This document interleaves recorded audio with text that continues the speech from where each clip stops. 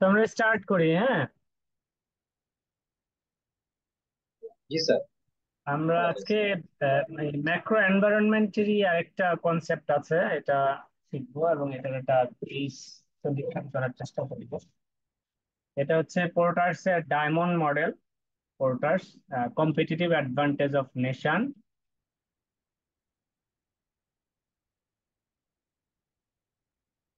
তো competitive advantage over nation মডেলটাতে use হয়। জিনিসটা হলো যে যখন আহ, আপনার কোনো ইনভেস্টমেন্ট প্রপোজাল থাকে দুইটা দেশের মধ্যে, যে আমি কোন দেশে ইনভেস্টমেন্ট করব। আম, ধরেন বাংলাদেশ, ইন্ডিয়া, নেপাল, পাকিস্তান, ইউএসএ। তো এরকম অনেকগুলো অপশন আমাদের হাতে আছে, বাট আমরা কোন দেশে ইনভেস্টমেন্টটা করব এই ধরনের প্রপোজালের ক্ষেত্রে কি কি ক্রাইটেরিয়া কনসিডার করতে হয়। তো এই ধরনের কেস পরীক্ষায় আসে। তো আপনাকে এটা পোর্টার্সের ডায়মন্ড মডেলের হিসেবে আসতে পারে, পোর্টার্সের competitive advantage over nation model হিসাবেও আসতে পারে। তো আমাদেরকে একটু খেয়াল রাখতে হবে যে কোন সার্কামস্ট্যান্সেসে আমি এটা ইউজ করব এখানে, হ্যাঁ। তো পোর্টার্সের ডায়মন্ডস এর মডেলটা অ্যাপ্লিকেশনটা বুঝতে পেরেছি কোন ক্ষেত্রে এটা ইউজ হবে।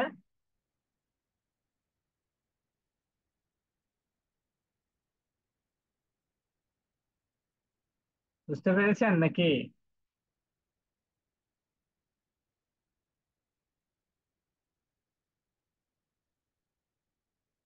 হ্যালো? Yes sir. অ্যাপ্লিকেশনটা বুঝতে পেরেছেন, মডেলটা কোথায় ইউজ করবেন? ক্লিয়ার না স্যার? জিজ্ঞেস করতেছি, ক্লাসে কি আপনি একাই আছেন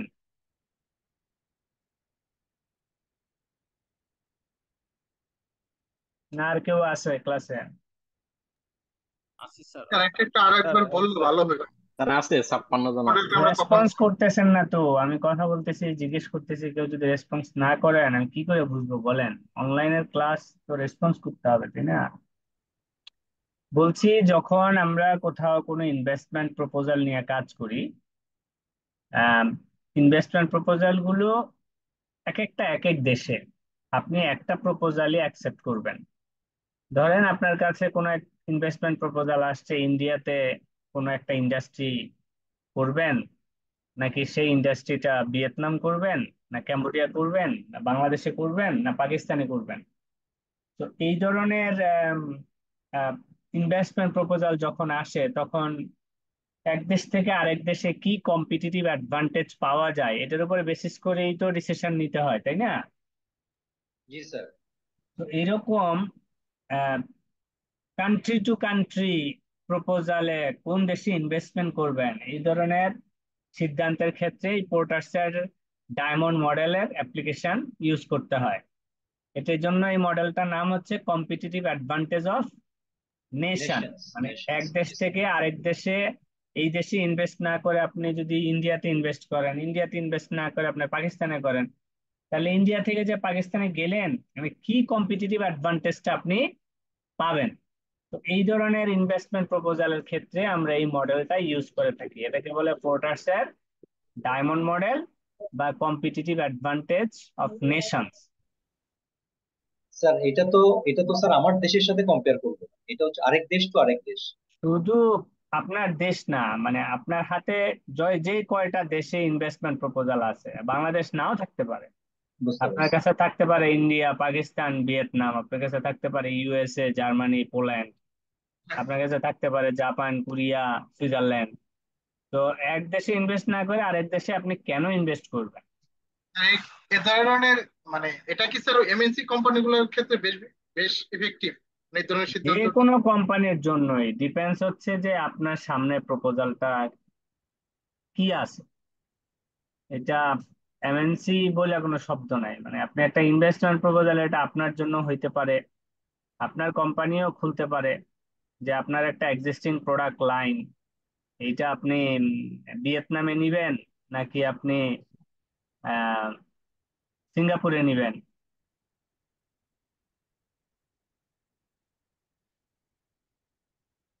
তো এই ধরনের সিচুয়েশনে আপনি মডেল ইউজ করবেন। তো মডেলটা আমরা একটু দেখি। The diamond model helps organization to understand the determinants of national competitive advantage. এই মডেলটা আপনার হেল্প করে যে এক দেশের থেকে আরেক দেশে কি কি কম্পিটিটিভ অ্যাডভান্টেজ আছে এটা বুঝতে। ইট আইডেন্টিফাইজ দিজ অ্যাজ কি ডিটারমিনেন্টস।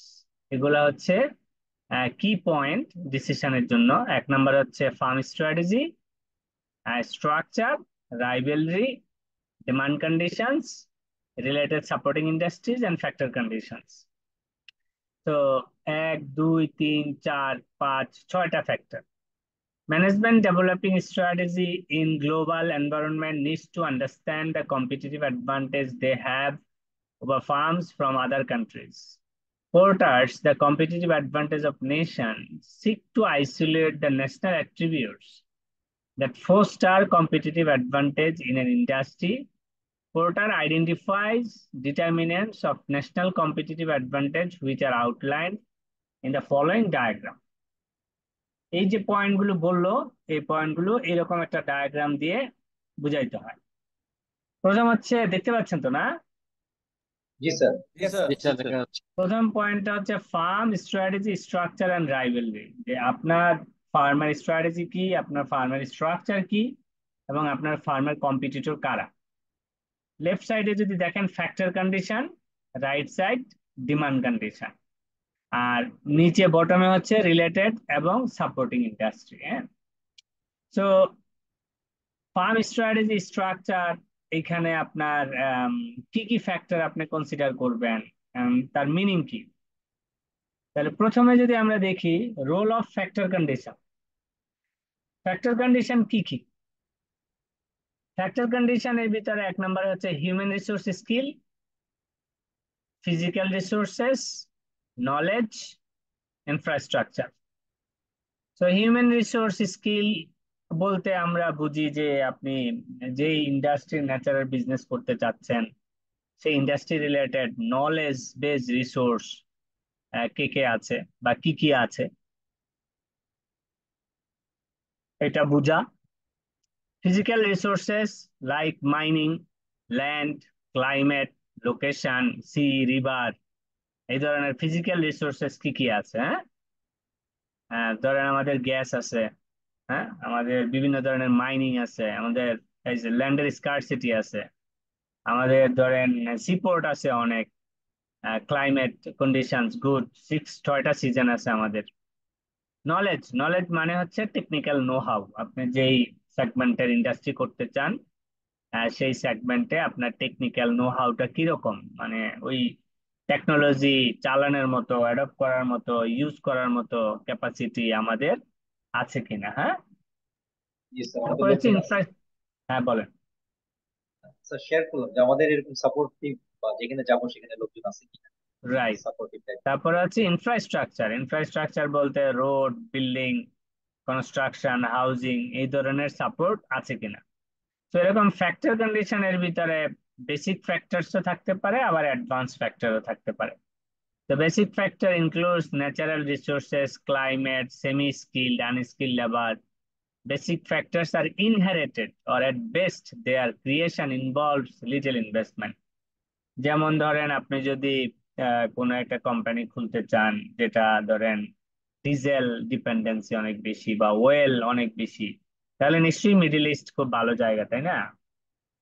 জি স্যার। আহ, তো এইরকম এগুলাকে আমরা বেসিক ফ্যাক্টর বলি, ইনহেরিটেড রিজন হিসাবে ধরেন যারা পায় সেটা। ধরেন আপনি কোনো একটা হেভি ইকুইপমেন্টের বিজনেস করতে চান, সেটা ধরেন রোডে ক্যারি করা তো অনেক এক্সপেন্সিভ, যদি সিপোর্ট থাকে তাহলে আপনার জন্য আরো সুবিধা। তো এগুলো হচ্ছে ইনহেরিটেড ম্যাটার, এই ধরনের ম্যাটার গুলিকে আমরা বেসিক ফ্যাক্টর, ফ্যাক্টর কন্ডিশনস বলে থাকি। তো অ্যাডভান্স ফ্যাক্টরের ভিতরে যেগুলো আপনি কনসিডার করবেন, advance factor include modern digital communications, highly educated personal, research laboratories and so forth. They are necessary to achieve high order competitive advantage such as differentiated product and proprietary production technology. হ্যাঁ, তো এই জিনিসগুলো একদম মুখস্থ করে ফেলবেন। Case থেকে আপনার দায়িত্ব ফ্যাক্টর কন্ডিশনের এই কম্পোনেন্ট গুলি খুঁজে খুঁজে বের করা। হ্যাঁ, দেন আমরা যদি দেখি ডিমান্ড কন্ডিশনস মানে কি? ডিমান্ড কন্ডিশন মানে হলো মার্কেট ডিমান্ড, মানে আপনি যে প্রোডাক্ট ম্যানুফ্যাকচার করতে চাচ্ছেন বা বানাতে চাচ্ছেন, এইটা বাজারে আপনি বিক্রি করতে পারবেন কিনা, বাজারে মার্কেটে চাহিদা আছে কিনা, ডিমান্ড আছে কিনা। তো বলে যে role of demand conditions to home market determines how firm perceive, interpret and response to buyer needs. আপনার কাস্টমারের চয়েস কিরকম, দিস ইনফরমেশন। বাবা একটু দাঁড়ান।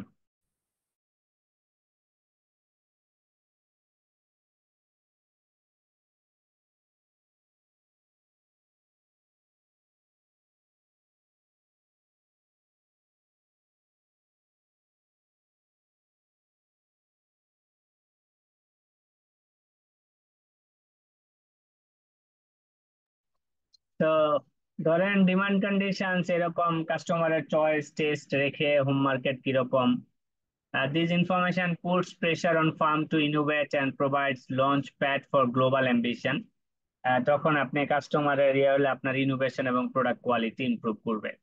তো এইটা basically the segmentation of the home market shape firms priorities. আপনি যেখানে ব্যবসা করেন সেই মার্কেটের কাস্টমারের টেস্ট, কাস্টমারের ডিমান্ড কনসিডার করে আপনি ম্যানুফ্যাকচার করবেন। Companies will generally be successful global in segment which are similar to the home market. আপনার হোম মার্কেটের ডিমান্ড যদি থাকে, সিমিলার সেগমেন্ট আপনি যদি গ্লোবালি ক্যাপচার করেন, তাহলে আপনার জন্য অনেক ইজি।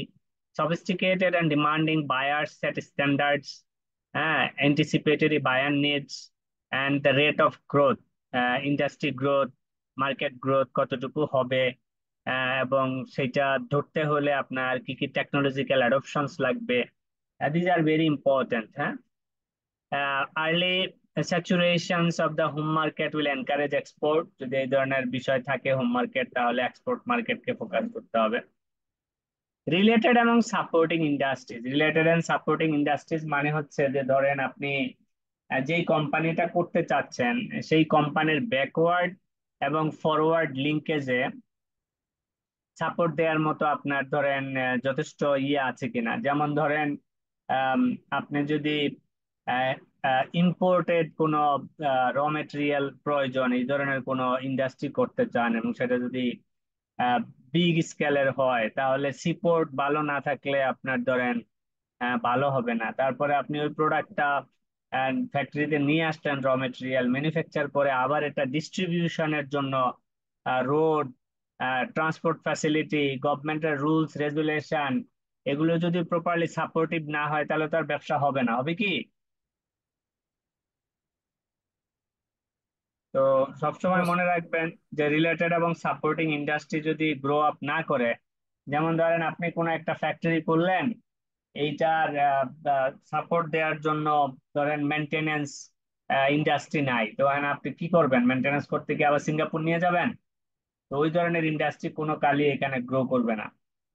তো এই ধরনের ইনভেস্টমেন্ট আনতে হইলে আগে কি করতে হয়, এই রিলেটেড এবং সাপোর্টিং রিলেটেড ইন্ডাস্ট্রি যেগুলো আছে এগুলোকে আপনার ধরেন রেডি করতে হয়।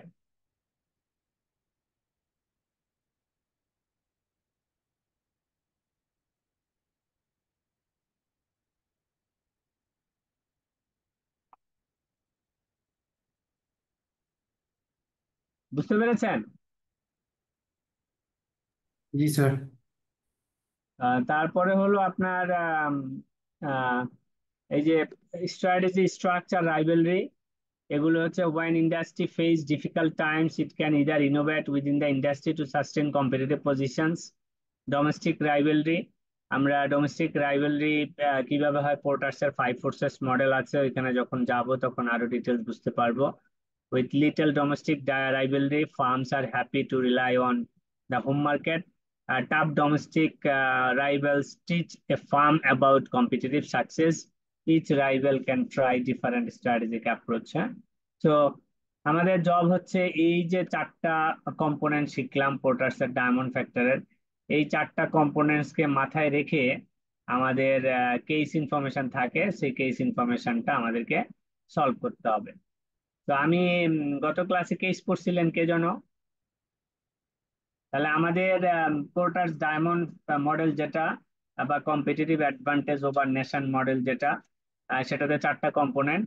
একটা হচ্ছে ফার্ম স্ট্র্যাটেজি রাইভেল, 2 নাম্বার হচ্ছে ফ্যাক্টর কন্ডিশন, নাম্বার 3 হচ্ছে ডিমান্ড কন্ডিশন, নাম্বার 4 হচ্ছে related or supporting industry. Clear?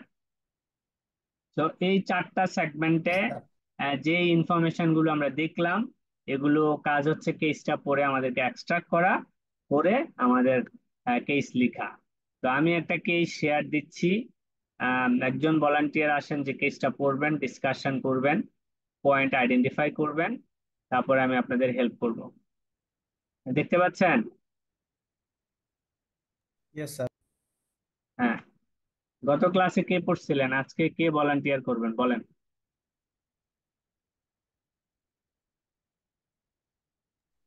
গতকালকে গত ক্লাসে স্যার আমি পড়েছিলাম। আপনি করেন। স্যার পয়েন্ট ডিসকাশন নাম্বার করবেন 2। এবং চারটা ক্যাটাগরিতে ইনফরমেশন এক্সট্রাক্ট করবেন। আমি স্যার পয়েন্ট নাম্বার 2 দেখতে পাচ্ছি, 1 কি নাই নাকি? না, এটা 2 থেকে। While rest of the Asia disappointed in আগে কেস term, পড়ার জন্য আমরা শিখছি কি, আগে আমরা রিকোয়ারমেন্টস পড়বো, নাহলে আমরা কি খুঁজবো কেস পড়ে? yes sir. Identify using Porter's diamond the sources and nature of competitive advantage enjoyed by Bangladesh garments sector.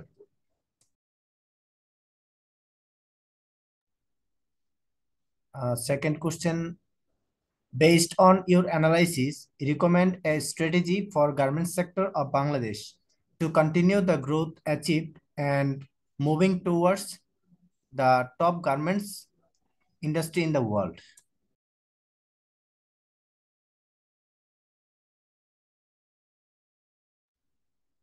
While rest of the Asia disappointed in terms of export in 20X to 20Y, there was one surprising exception to the pattern, Bangladesh. Bangladesh earned over USD 34 billion in 20X to 20Y fiscal year, registering around 10% growth from the year before.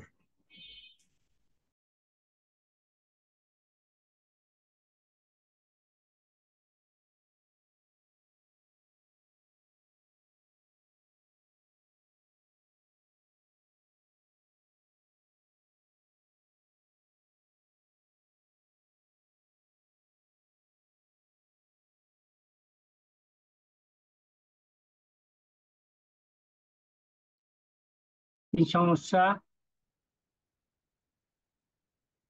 Sir first কেজে তো আমি এখন পর্যন্ত কোনো problem দেখি নাই, just বাংলাদেশের export ইন্ডাস্ট্রিতে গ্রোথটা আগের তুলনায় অনেক বেড়েছে, এটা জাস্ট একটা রেশিওটিক্যালি দেখালে। আপনি পরে ডিসকাস করতে থাকেন, আমি তো শুনতেছি। As global demand for cheap clothing rises sharply, Bangladesh position as the second biggest textile exporter in the world continues to hold strong, which is mainly due to large number of young workforce and low labor cost. So this is good reason for Bangladesh to remain hopeful for the years ahead.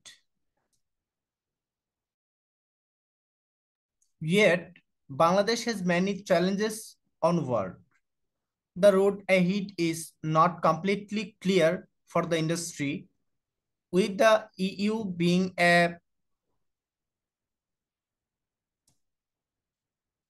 principal recipient of garments, accounting for over 60% of exports.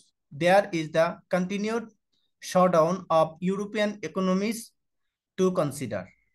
Moreover, growing competition from Vietnam enhance productivity levels in order to maintain their competitive advantage. Growing competition from Vietnam could threaten Bangladesh's current global ranking. As such, Bangladeshi manufacturers will be forced to enhance productivity levels in order to maintain their competitive advantage. এইখানে আমরা হচ্ছে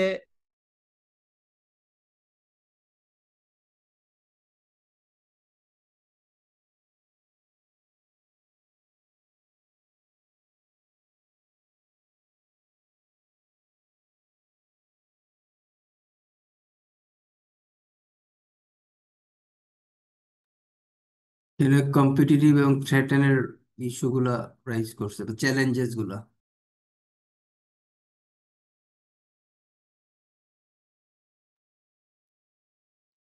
কি পড়ে ফেলছেন?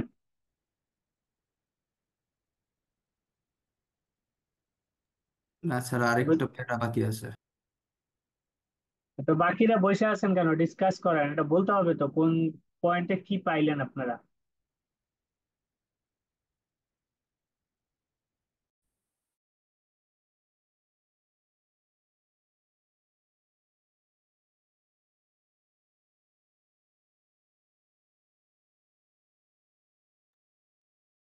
তো এইখানে 1 number রিকোয়ারমেন্টে porter diamonds এর source of nature, মানে কম্পিটিটিভ অ্যাডভান্টেজ, যেটা বাংলাদেশের গার্মেন্টস সেক্টরে কি কি কম্পিটিটিভ অ্যাডভান্টেজ আছে, যেখানে কম্পিটিটিভ হিসেবে আসলে ভিয়েতনামকে ফোকাস করা হয়েছে বা স্যাম্পল করা হয়েছে।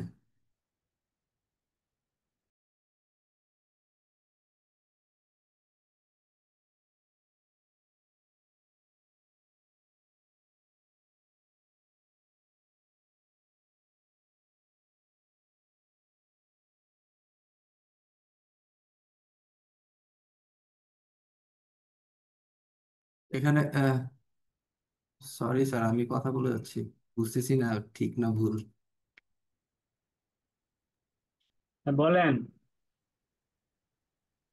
না স্যার, মানে রিডিং আরেকজন পড়তেছিল, মাঝখানে আমি একটা ইন্টারাপ্ট করছি, সরি ফর দ্যাট, মানে ডিসকাশনের জন্য কথা বলা। ক্লাসে আর কেউ আছে? নাহলে সবাইরে বের করে দিয়ে শুধু আমি আর আপনি ক্লাস করি, তাহলেই হবে। তো স্যার, এইখানে যে কম্পিটিটিভ ফ্যাক্টর যেটা আছে, যে 4টা পয়েন্ট নিয়ে আমাদের এখানে ফোকাস।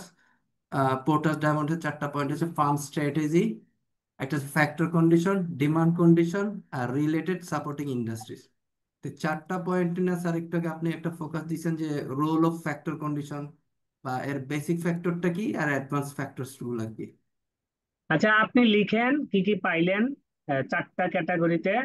জি স্যার। আমি ক্লাসে সলিউশন দিব না আপনাকে, আমি পার্সোনালি বলতেছি কি কি পয়েন্ট ইয়াতে আছে। হ্যাঁ, জি আপনি sir.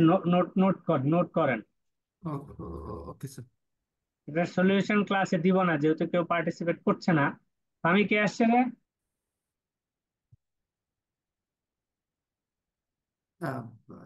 Deer mates, please participate. মানে স্যার চাচ্ছেন আমরা মনে হয় কথা বলি এই ইস্যুগুলো নিয়ে, আমরা এই গ্রুপের ভিতরে ডিসকাস করি, স্যার এটা শুনতে চাচ্ছেন basically, what ever the point is.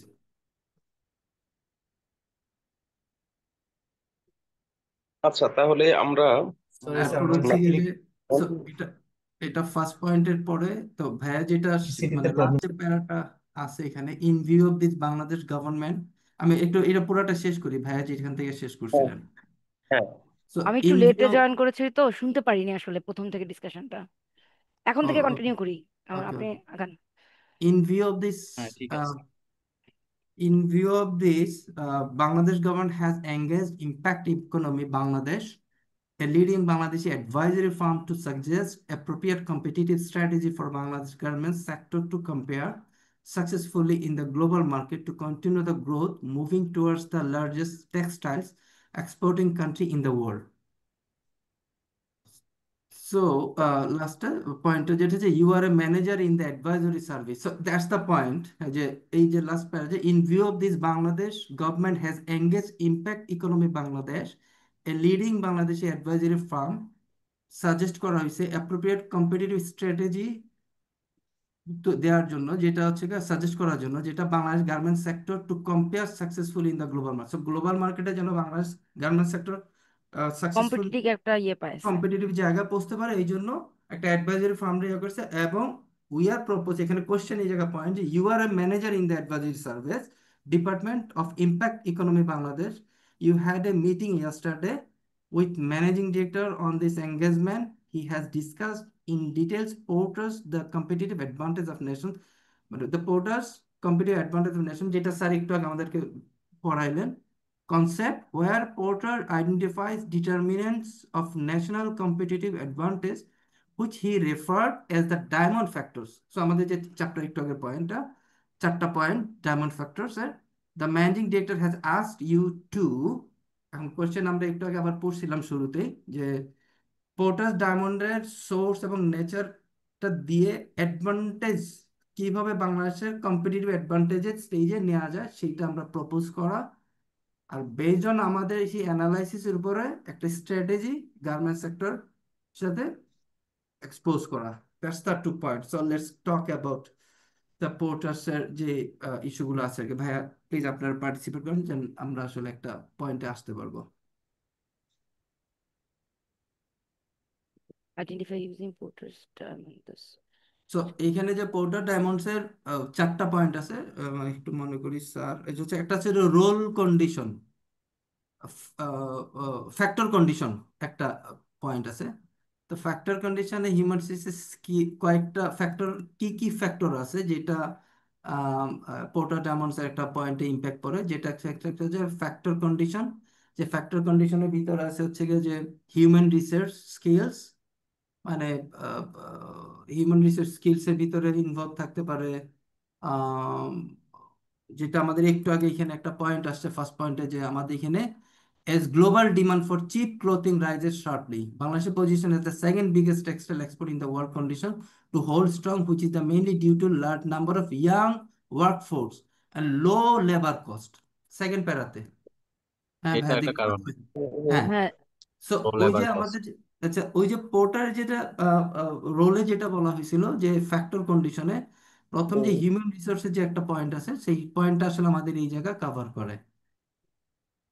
হ্যাঁ, তারপর হচ্ছে যে ফিজিক্যাল রিসোর্সেস, যেমন হচ্ছে গিয়ে যে ল্যান্ড বা এনভায়রনমেন্ট, লোকেশন।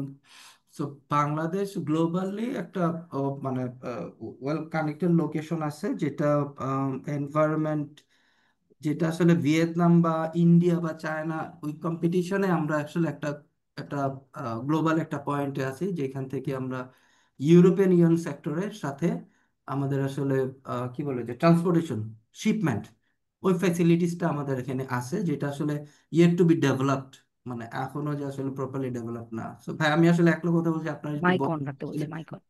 হ্যাঁ, জানি না whether I am the right track or not, please participate. Continue. আর আরেকটা ইয়া করছে, একটু রিকল যদি দেই, ফ্যাক্টর কন্ডিশনে ক্যাপিটাল একটা ইস্যু ছিল, আরেকটা ছিল ট্রান্স ইনফ্রাস্ট্রাকচার। স্যার আমরা কি ট্র্যাকে আছি স্যার, মানে ডিসকাশনে? হ্যাঁ, আপনারা এই চারটা ক্যাটাগরিতে লিখেন পয়েন্ট, ওকে ছোট ছোট পয়েন্ট করে লিখেন কি কি পয়েন্ট পাইলেন। ওকে ওকে, ঠিক আছে ঠিক আছে। পড়া হয়েছে ভাইয়া, আসেন আমরা ডিসকাস করি, স্যার মনে হয় ওয়েট করছে। হ্যালো। আপু, হ্যাঁ হুম, আপু। ভাইয়া আসেন।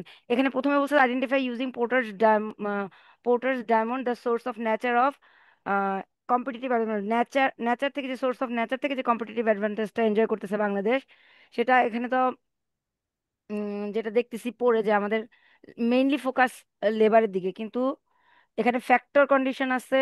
আমি যদিও কেসটা স্যার যখন পড়াইছে আমি কিন্তু ছিলাম না, আমি একটু লেটে জয়েন করছি যখন স্যার বলতেছে তখন। আচ্ছা, এখন এটাতে আমি যেটা পড়ে বুঝতেছি যে কম্পিটিটিভ অ্যাডভান্টেজের দিক দিয়ে বাংলাদেশের লেবারটা ইয়ে করেছে ফ্যাক্টর কন্ডিশন। ডিমান্ড কন্ডিশনের এখানে ক্লাস যেটা টার্গেট করেছে সেটা হচ্ছে আমাদের আম, বাইরের কান্ট্রির ক্লাসটা টার্গেট করেছে। আমি কি ঠিক বলতেছি জুল ভাই? হ্যাঁ, ডিমান্ড ডিমান্ড কন্ডিশনটা আছে, কারণ ডিমান্ড হচ্ছে ডিমান্ড, আমাদের হুম, পার্শ্ববর্তী দেশ শুধুমাত্র ভিয়েতনাম আছে, এছাড়া হ্যাঁ, আমাদের থেকে হ্যাঁ, ডিমান্ডটা হাই। হ্যাঁ। আর হচ্ছে রিলেটেড অ্যান্ড সাপোর্টেড ইন্ডাস্ট্রি হচ্ছে যে এটার সাথে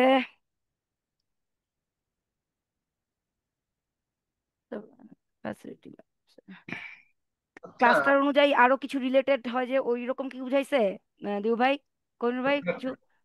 এখানে আপু ফ্যাক্টর কন্ডিশনটা আমাদের এখানে ইয়াং হিউম্যান রিসোর্স তাদের চিপ লেবার, ঠিক আছে, হুম হুম এগুলো হুম আসতে পারে কম্পিটিটিভ অ্যাডভান্টেজ হিসেবে। জি জি, কিন্তু আমাদের তো ঠিক একটা একটা আছে। করে সবগুলোই আলোচনা করতে হবে, ডিমান্ড তারপরে যে ডিমান্ড হ্যাঁ, কন্ডিশন মেবি হচ্ছে গ্রোথ রেট, এখানে আর 10% গ্রোথ ডিমান্ড প্রিভিয়াস। কন্ডিশনটা আমার হিসাবে যেটা আছে, যেমন দুই না, হাজার আদার কান্ট্রি গুলাও আসবে, পার্সেন্টটাও আসবে, ওই ভাইয়া যে বলছেন হ্যাঁ, percent. Let me finish. Demand কন্ডিশনের মধ্যে দেখা যাচ্ছে যে 2000 এখানে সার্জেটেছে এক্স এবং ওয়াই বছরে বিশ্বব্যাপী অর্থনৈতিক মন্দা হলেও বাট আমরা বাংলাদেশ 34 বিলিয়ন US ডলার রপ্তানি করে আয় করেছি, হুম এবং এটা তার প্রিভিয়াস ইয়ারের থেকে 10% বৃদ্ধি পাইছে। হুম সেক্ষেত্রে আমার ডিমান্ডও 10% বৃদ্ধি পাইছে, এবং আরএমজি সেক্টরে বাংলাদেশ থার্ড পজিশন হোল্ড করতেছে বর্তমানে। এটা তার ডিমান্ডের মধ্যে আসতে পারে। আর আমরা যে রিলেটেড অ্যান্ড সাপোর্টিং ইন্ডাস্ট্রিজ এর মধ্যে, সরি, এই যে ফার্ম স্ট্র্যাটেজি অ্যান্ড স্ট্রাকচার ড্রাইভারের মধ্যে লিখতে পারি। যেমন এটার মধ্যে বিভিন্ন সমস্যাগুলো, যেমন এখন যে আমাদের তৈরি পোশাক ক্ষেত্রে আপনার 60% ইউরোপিয়ান ইউনিয়ন গ্রহণ করে, বাট এখন ইউরোপিয়ান ইউনিয়নের ওদের একটা অর্থনৈতিক মন্দা যাচ্ছে, সেটা আমরা লিখতে পারি। আর আমাদের যে কম্পিটিটর, যে বাংলাদেশের যে জিএসপির সুবিধাটা চলে যাওয়ার পর এখন আমাদের তৈরি পোশাক ক্ষেত্রে আমার ওই ভিয়েতনাম আমার সাথে খুব মানে চ্যালেঞ্জিং ভাবে কম্পিটিটর হিসাবে আসছে, যেটা আমাদের জন্য একটা ফ্যাক্ট। আর রিলেটেড অ্যান্ড সাপোর্টিং ইন্ডাস্ট্রিজ এর ক্ষেত্রে আমি আসলে এটা ভালো লিখতে পারি না। Road condition is not smooth. Being dependent to European Union, it may be a threat that European economy is not stable for garment sector. আমাদের রোড কন্ডিশন ভালো না, পাশাপাশি হচ্ছে আমরা ইন্ডাস্ট্রিজ, ডিপেন্ডেন্ট হচ্ছে ইউরোপিয়ান ইউনিয়নের, কারণ ইউরোপিয়ান ইউনিয়ন। আমাদের 60% রপ্তানি গ্রহণ করে, আমরা যা রপ্তানি জি জি করতেছি জি, হ্যাঁ। আর 60% আমার ইউরোপিয়ান ইউনিয়নের নিচ্ছে, বাট তো এদের জন্য অর্থনৈতিক মন্দা যাচ্ছে, সেটা আমার জন্য চ্যালেঞ্জ। সেটা আমরা আমরা, ডিপেন্ডেন্ট, হ্যাঁ, ইউরোপিয়ান হ্যাঁ ইউনিয়নের ডিপেন্ড, উপর সেটা আমরা ডিপেন্ডেন্ট। ফার্ম স্ট্র্যাটেজি, স্ট্রাকচার এবং ড্রাইভারির মধ্যে সেটা হিসাব করতে পারি। আর যেহেতু আমার ভিয়েতনাম এখন আমার কম্পিটিটর, তাই সেটাও একটা আমার চ্যালেঞ্জ। এটা তো রাইভালরিতে যাচ্ছে আর কি। হ্যাঁ, ভিয়েতনাম, রাইভালরি, কিন্তু Vietnam related could threaten supporting Bangladesh. Industries এই বিষয়টা আমি লিখতে পারি না, যদি আপনাদের কারো ভালো ধারণা থাকে বলতে শেয়ার করতে পারেন। এখানে এক নাম্বার পয়েন্টে একটা জিনিস ফোকাসে আসছে, যেটা হচ্ছে কি ওই যে এইচআর রিলেটেড একটা লেবার কস্টে, যেটা একজন আপু বললেন আর কি, কিন্তু ফ্যাক্টর কন্ডিশন, এটাতে factor right condition. Right right factor কন্ডিশনে থাকে। ইন এডিশন দ্যাট এখানে একটা ক্যাপিটাল ইস্যু আছে, খুব সিগনিফিকেন্ট একটা পয়েন্ট, ক্যাপিটাল ইস্যু। হ্যাঁ, অ্যান্ড সেকেন্ড একটা পয়েন্ট আছে ইনফ্রাস্ট্রাকচার, যেটা ওই যে একটা ভাই বললেন যে রোড, সো এটা ফ্যাক্টর কন্ডিশন, এটা এই দুইটা তে যেমন হচ্ছে যে আমাদের ইনফ্রাটার ডেভেলপমেন্টে অনেক কাজ বাকি বা অনেক কিছু করার আছে এই জায়গাতে, যেটা আসলে আমরা বাংলাদেশে, ওইটা আবার এসে আমাদের 4 নাম্বার ফ্যাক্টর যেটা আছে রাইভালিতে, কম্পিটিটিভ মোডে আবার ফ্যাক্টর 1-এর এই ইস্যুটা এসে আবার ওই জায়গাতে 4 নাম্বার পয়েন্টেও রিফ্লেক্ট ফেলে। আর স্ট্র্যাটেজিক্যাল যেটা আছে যে ন্যাশনাল ক্যাপিটালের স্ট্র্যাটেজিতে আমি দেখলাম যে স্যার পড়াইছেন ন্যাশনাল ক্যাপিটাল নিয়ে, যে national capital is needed to be facilitated for the business strategy. So আমাদের দেশে কিন্তু যে ন্যাশনাল ক্যাপিটাল মানে একটা মানে ইন্ডাস্ট্রিয়াল ক্যাপিটালের একটা ব্যাপার ছিল, যেটা হচ্ছে যে যেটা আমরা মানে গভর্নমেন্ট থেকে কিন্তু ক্যাপিটাল সাপোর্ট বা ক্যাপিটাল ব্যাক এন্ডে কিন্তু ক্যাপিটালের যে বিষয়টা আছে, এটা কিন্তু আমাদের দেশে এই জায়গাটাতে আমরা কিন্তু উইকনেস আছে। অ্যাডভান্টেজের যে পয়েন্টটা আসছে, সো এই জায়গাটাতে আমাদের ডেভেলপ করার অনেক স্কোপ রয়ে গেছে। That can be written here. What do you think? Garment সেক্টরে আমার মনে হয় ট্যাক্সের ব্যাপারে একটু লোয়ার রেট আছে। আই এম নট শিওর, একদম পার্সেন্টটা বলতে পারছি না। 3% টাইপের এই টাইপের কিছু কি? ওইটা তো আছে, গভর্নমেন্ট ওই জায়গাতে ফ্যাসিলিটেট করছে, লেটস সে ইনসেন্টিভের বিষয় আছে, বা এক্সপোর্টের ক্ষেত্রে ট্যাক্সের কি বলে যে ট্যাক্স ইয়ার আছে, ট্যাক্সের বাট এখানে আরো ফ্যাসিলিটি দেওয়া রিডিউস উচিত, ট্যাক্সের যেহেতু ইস্যু আমাদের আছে, একটা বাট সম্ভাবনা আছে। আরো অনেক কিছু আছে যেটা আমরা এই জায়গাতে করতে পারলে ন্যাশনাল ক্যাপিটালের ইনভলভমেন্ট ক্যান বি, কি বলে যে কিন্তু গভর্নমেন্ট এজ এ একটা অ্যাডভাইজরি ফার্মকে অ্যাড করছে, যে ইম্প্যাক্ট ইকোনমি right, বাংলাদেশের। right. So we are supposed to manage it there. So we can also propose that national capital involvement এর জায়গাতে এটা আমাদেরকে ডেভেলপ করতে হবে। এই জায়গাতে আমাদের national capital can be injected for the government sector or private sector to, কি বলে যে penetrate the business, to escalate the position third to second and first. That's the point. That is my point.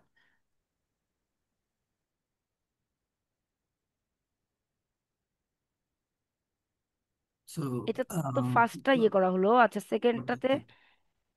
না sir sir ডিমান্ডে আমরা কি ভাইয়া ঠিক বলে আছি? দিছে। হ্যাঁ, সেকেন্ডটার মডেল আমি এখনো পড়াই নেই। হ্যাঁ, সেকেন্ডটা পরে। জি স্যার।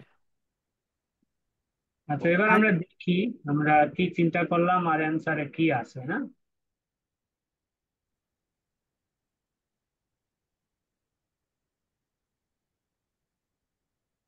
দেখেন,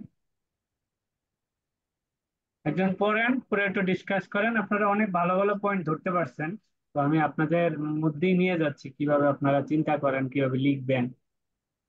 ওকে স্যার, করবো স্যার। হ্যাঁ, Factor condition. Porter identifies four elements of national competitive advantage. The elements are factor conditions, demand conditions, number three, presence of related and supporting industries at home, and number four, national farm strategy, structure, and rivalry. Porter refers to these elements as a diamond, sources and nature of competitive advantages enjoyed by Bangladeshi government sector and can be analyzed using Porter diamond. So first point এই জায়গাতে reflect হচ্ছে যে sir আমি কি reading না সাথে সাথে কোনো পয়েন্টগুলো একটু এক্সপ্লেন করব? মানে পয়েন্ট আন্ডারস্ট্যান্ডিং পরিষ্কার হইলে আমি হ্যাপি। Okay sir. সো এখানে চারটা পোর্টার ডায়মন্ড পয়েন্টের চারটা পয়েন্ট নিয়ে পোর্টার রেফারেন্স আছে যেটা বাংলাদেশ সেক্টর কিভাবে অ্যানালাইজে এনজয় করা যায় সেটা নিয়ে নিচে আবার ইলাস্ট্রেট করা হয়েছে। Number one, factor conditions. Factor conditions are a country's endowment of the inputs of production, such as human resources, physical resources, knowledge, capital, and infrastructure. আসসালামু আলাইকুম ভাইয়া। Yes, জি। জি ভাইয়া, শরীর কি অবস্থা? Then please, আপনি একটু মিউট করবেন। ওই যে রেজাল্টটা জানাইলাম, এখন তো আবার ক্লাসে ঢুকে গেছি ভাইয়া। জেরিন আপু, mute. Uh, Porter distinguishes between basic and advanced factors. So পোর্টার্স এই জায়গাতে আমরা যে ফার্স্ট সেক্টর যেটা চারটা পয়েন্ট যেটা আসছে যে human resource, physical resource, knowledge, capital and infrastructure, এই চারটা পয়েন্টে ডিস্টিংগুইশ করছেন পোর্টার্স বেসিক এবং অ্যাডভান্স ফ্যাক্টর। এই চারটা পয়েন্টের আবার সেগমেন্ট করা হয়েছে দুইটা পয়েন্টে, একটা বেসিক এলিমেন্টস, একটা হচ্ছে advance factors. So basic factors include natural resources, semi skill and unskilled labour. So basic factor is clear, যেখানে আসলে শুধুমাত্র ওই চারটা পয়েন্টের ভিতরে লেবারটাকে ইম্পোজ করা হয়েছে। The latter are more important for sustain success and include modern digital communication, highly educated personal, research laboratories etcetera. So এখানে রিসার্চ অ্যান্ড ডেভেলপমেন্টের বিষয়টা সবচেয়ে বেশি ফোকাস করা হয়েছে, R&D সেক্টরটা, এবং highly educated personal, let's say garments and technology নিয়ে যারা হাইলি ডিগ্রি দিয়ে বা রিসার্চ করে যারা আসেন, তাদের পড়াশোনা করা ওই স্কিল স্টাফ যেটা আছে, মানে টপ ম্যানেজমেন্টের স্কিল নিয়ে এখানে ফোকাস করা হচ্ছে। Bangladesh appears well endowed with basic and some advanced factors, even though is uh, Bangladesh, even though Bangladesh is not a cotton growing country, it has no problem with importing cotton from the cotton growing countries all over the world. In fact, এখানে অ্যাডভান্সের একটা factor এখানে প্রয়োগ করা হয়েছে যে বাংলাদেশ তুলার জন্য product producer না, বাট সে ইম্পোর্টটা করতে পারে। So in fact Bangladesh is the largest cotton importer country in the world. হ্যাঁ, so main advantage of Bangladesh is ample supply of unskilled and semi-skilled labor with sufficient knowledge of garment sector. Moreover, cost of such labor in Bangladesh is lowest in the world. Addition to 30 lakhs new workforce in the economy for next 15 years will ensure sustainable competitive advantage of Bangladesh in garment sector in the global market. তো এই জায়গাটাতে আসলে ফ্যাক্টরের একটা বড় অ্যাডভান্টেজের এক্সপ্লেইনটা মনে আমরা পেয়ে গেছি যে moreover cost of such labour in Bangladesh is lowest in the world. Addition 30 lakh নতুন ওয়ার্কফোর্স আমাদের বাংলাদেশে আছে, যেটা নেক্সট 15 বছরে আমাদের সাস্টেইনেবল কি বলে যে অ্যাডভান্টেজ দিবে আমাদেরকে। অ্যাডভান্টেজের জন্য বাংলাদেশ গার্মেন্টস একটা সাস্টেইনেবল অ্যাডভান্টেজ দিবে। হ্যাঁ, While সাস্টেন other করার। countries involved in manufacturing garments are facing labor shortage, struggling with increase of wages, Bangladesh is blessed with plenty of male and female workforce conducive to further growth in garments industries. So that's the competitive market. ওই যে আমাদের একটা factor condition competitive যেটা পরে আছে, ওইখানে কিন্তু এই পয়েন্টটা তাহলে ফোকাস হচ্ছে যে এখানে হচ্ছে আমরা আসলে কম্পিটিটিভলি আগায় আছি, তা এটা হচ্ছে একটা ফ্যাক্টর কন্ডিশনাল ইয়া। জি স্যার। তার পেজটা একটু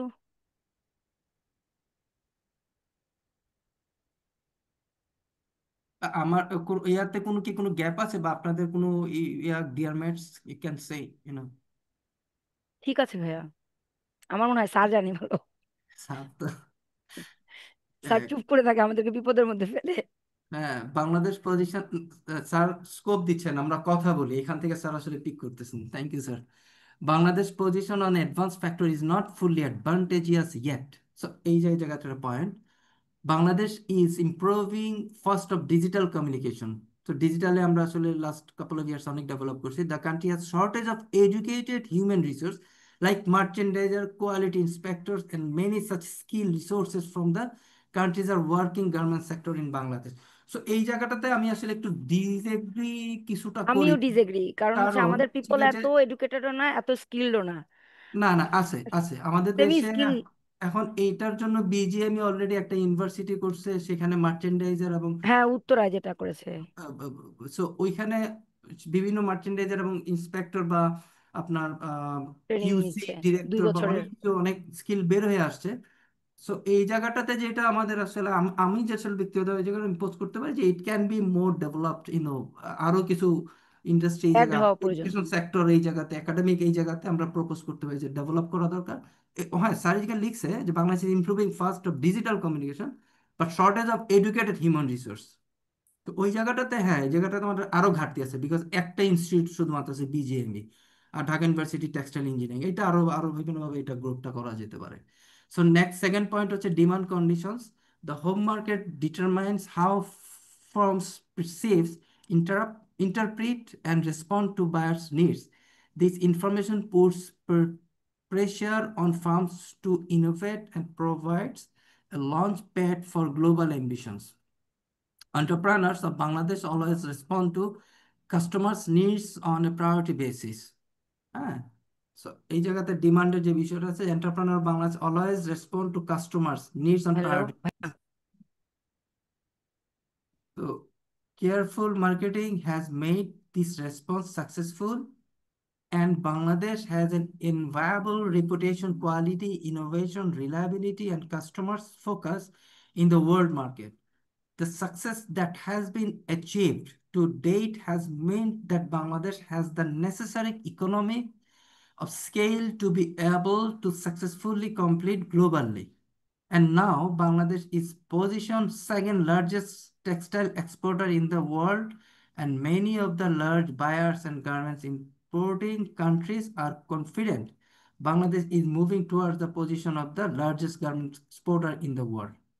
সো এই ডিমান্ডের ক্ষেত্রে এখানে যেটা আসলে ইয়ে করছে, আমাদের অন্টারপ্রেনার যারা আছেন তারা আসলে কাস্টমারের একটা প্রায়োরিটি দেয়। এবং এই সবচেয়ে বড় যেটা আছে যে লেটস সে আমাদের যে বড় বড় গার্মেন্টস সেক্টর গুলো আছে, লিড যারা করতেছেন, অন্টারপ্রেনার যারা আছেন, তাদের আসলে কাস্টমার ডিমান্ড, যেমন লেটস সে গ্যাপ অথবা H&M অথবা Levi's, those big big exporter যারা, সরি কাস্টমার যারা আছে, ইন্টারন্যাশনাল কাস্টমার আছে, তাদের যে ডিমান্ড, এইখানে আমার মনে হয় ওই ডিমান্ডের উপরেই ফোকাস করে এই প্যারার ফোকাসটা আসছে, যে এখানে হচ্ছে যে আমাদের লার্জেস্ট টেক্সটাইলে আমরা এক্সপোর্ট করতেছি ওয়ার্ল্ড মেনিতে, এবং আরো অনেকগুলো বায়ার আছে যারা আসলে ইম্পোর্টিং কান্ট্রিতে, তারা আসলে ধীরে ধীরে তাদের একটা কনফিডেন্সের জায়গা আমরা মুভ করছি, যেটা আসলে আমাদেরকে আসলে ওই যে একটু আগে যেটা আমরা ডেভেলপমেন্টের কথা বলছি, যেটা আসলে আমাদেরকে টাইম টু টাইম ফার্স্ট পজিশনে এনরিচ করতে পারে।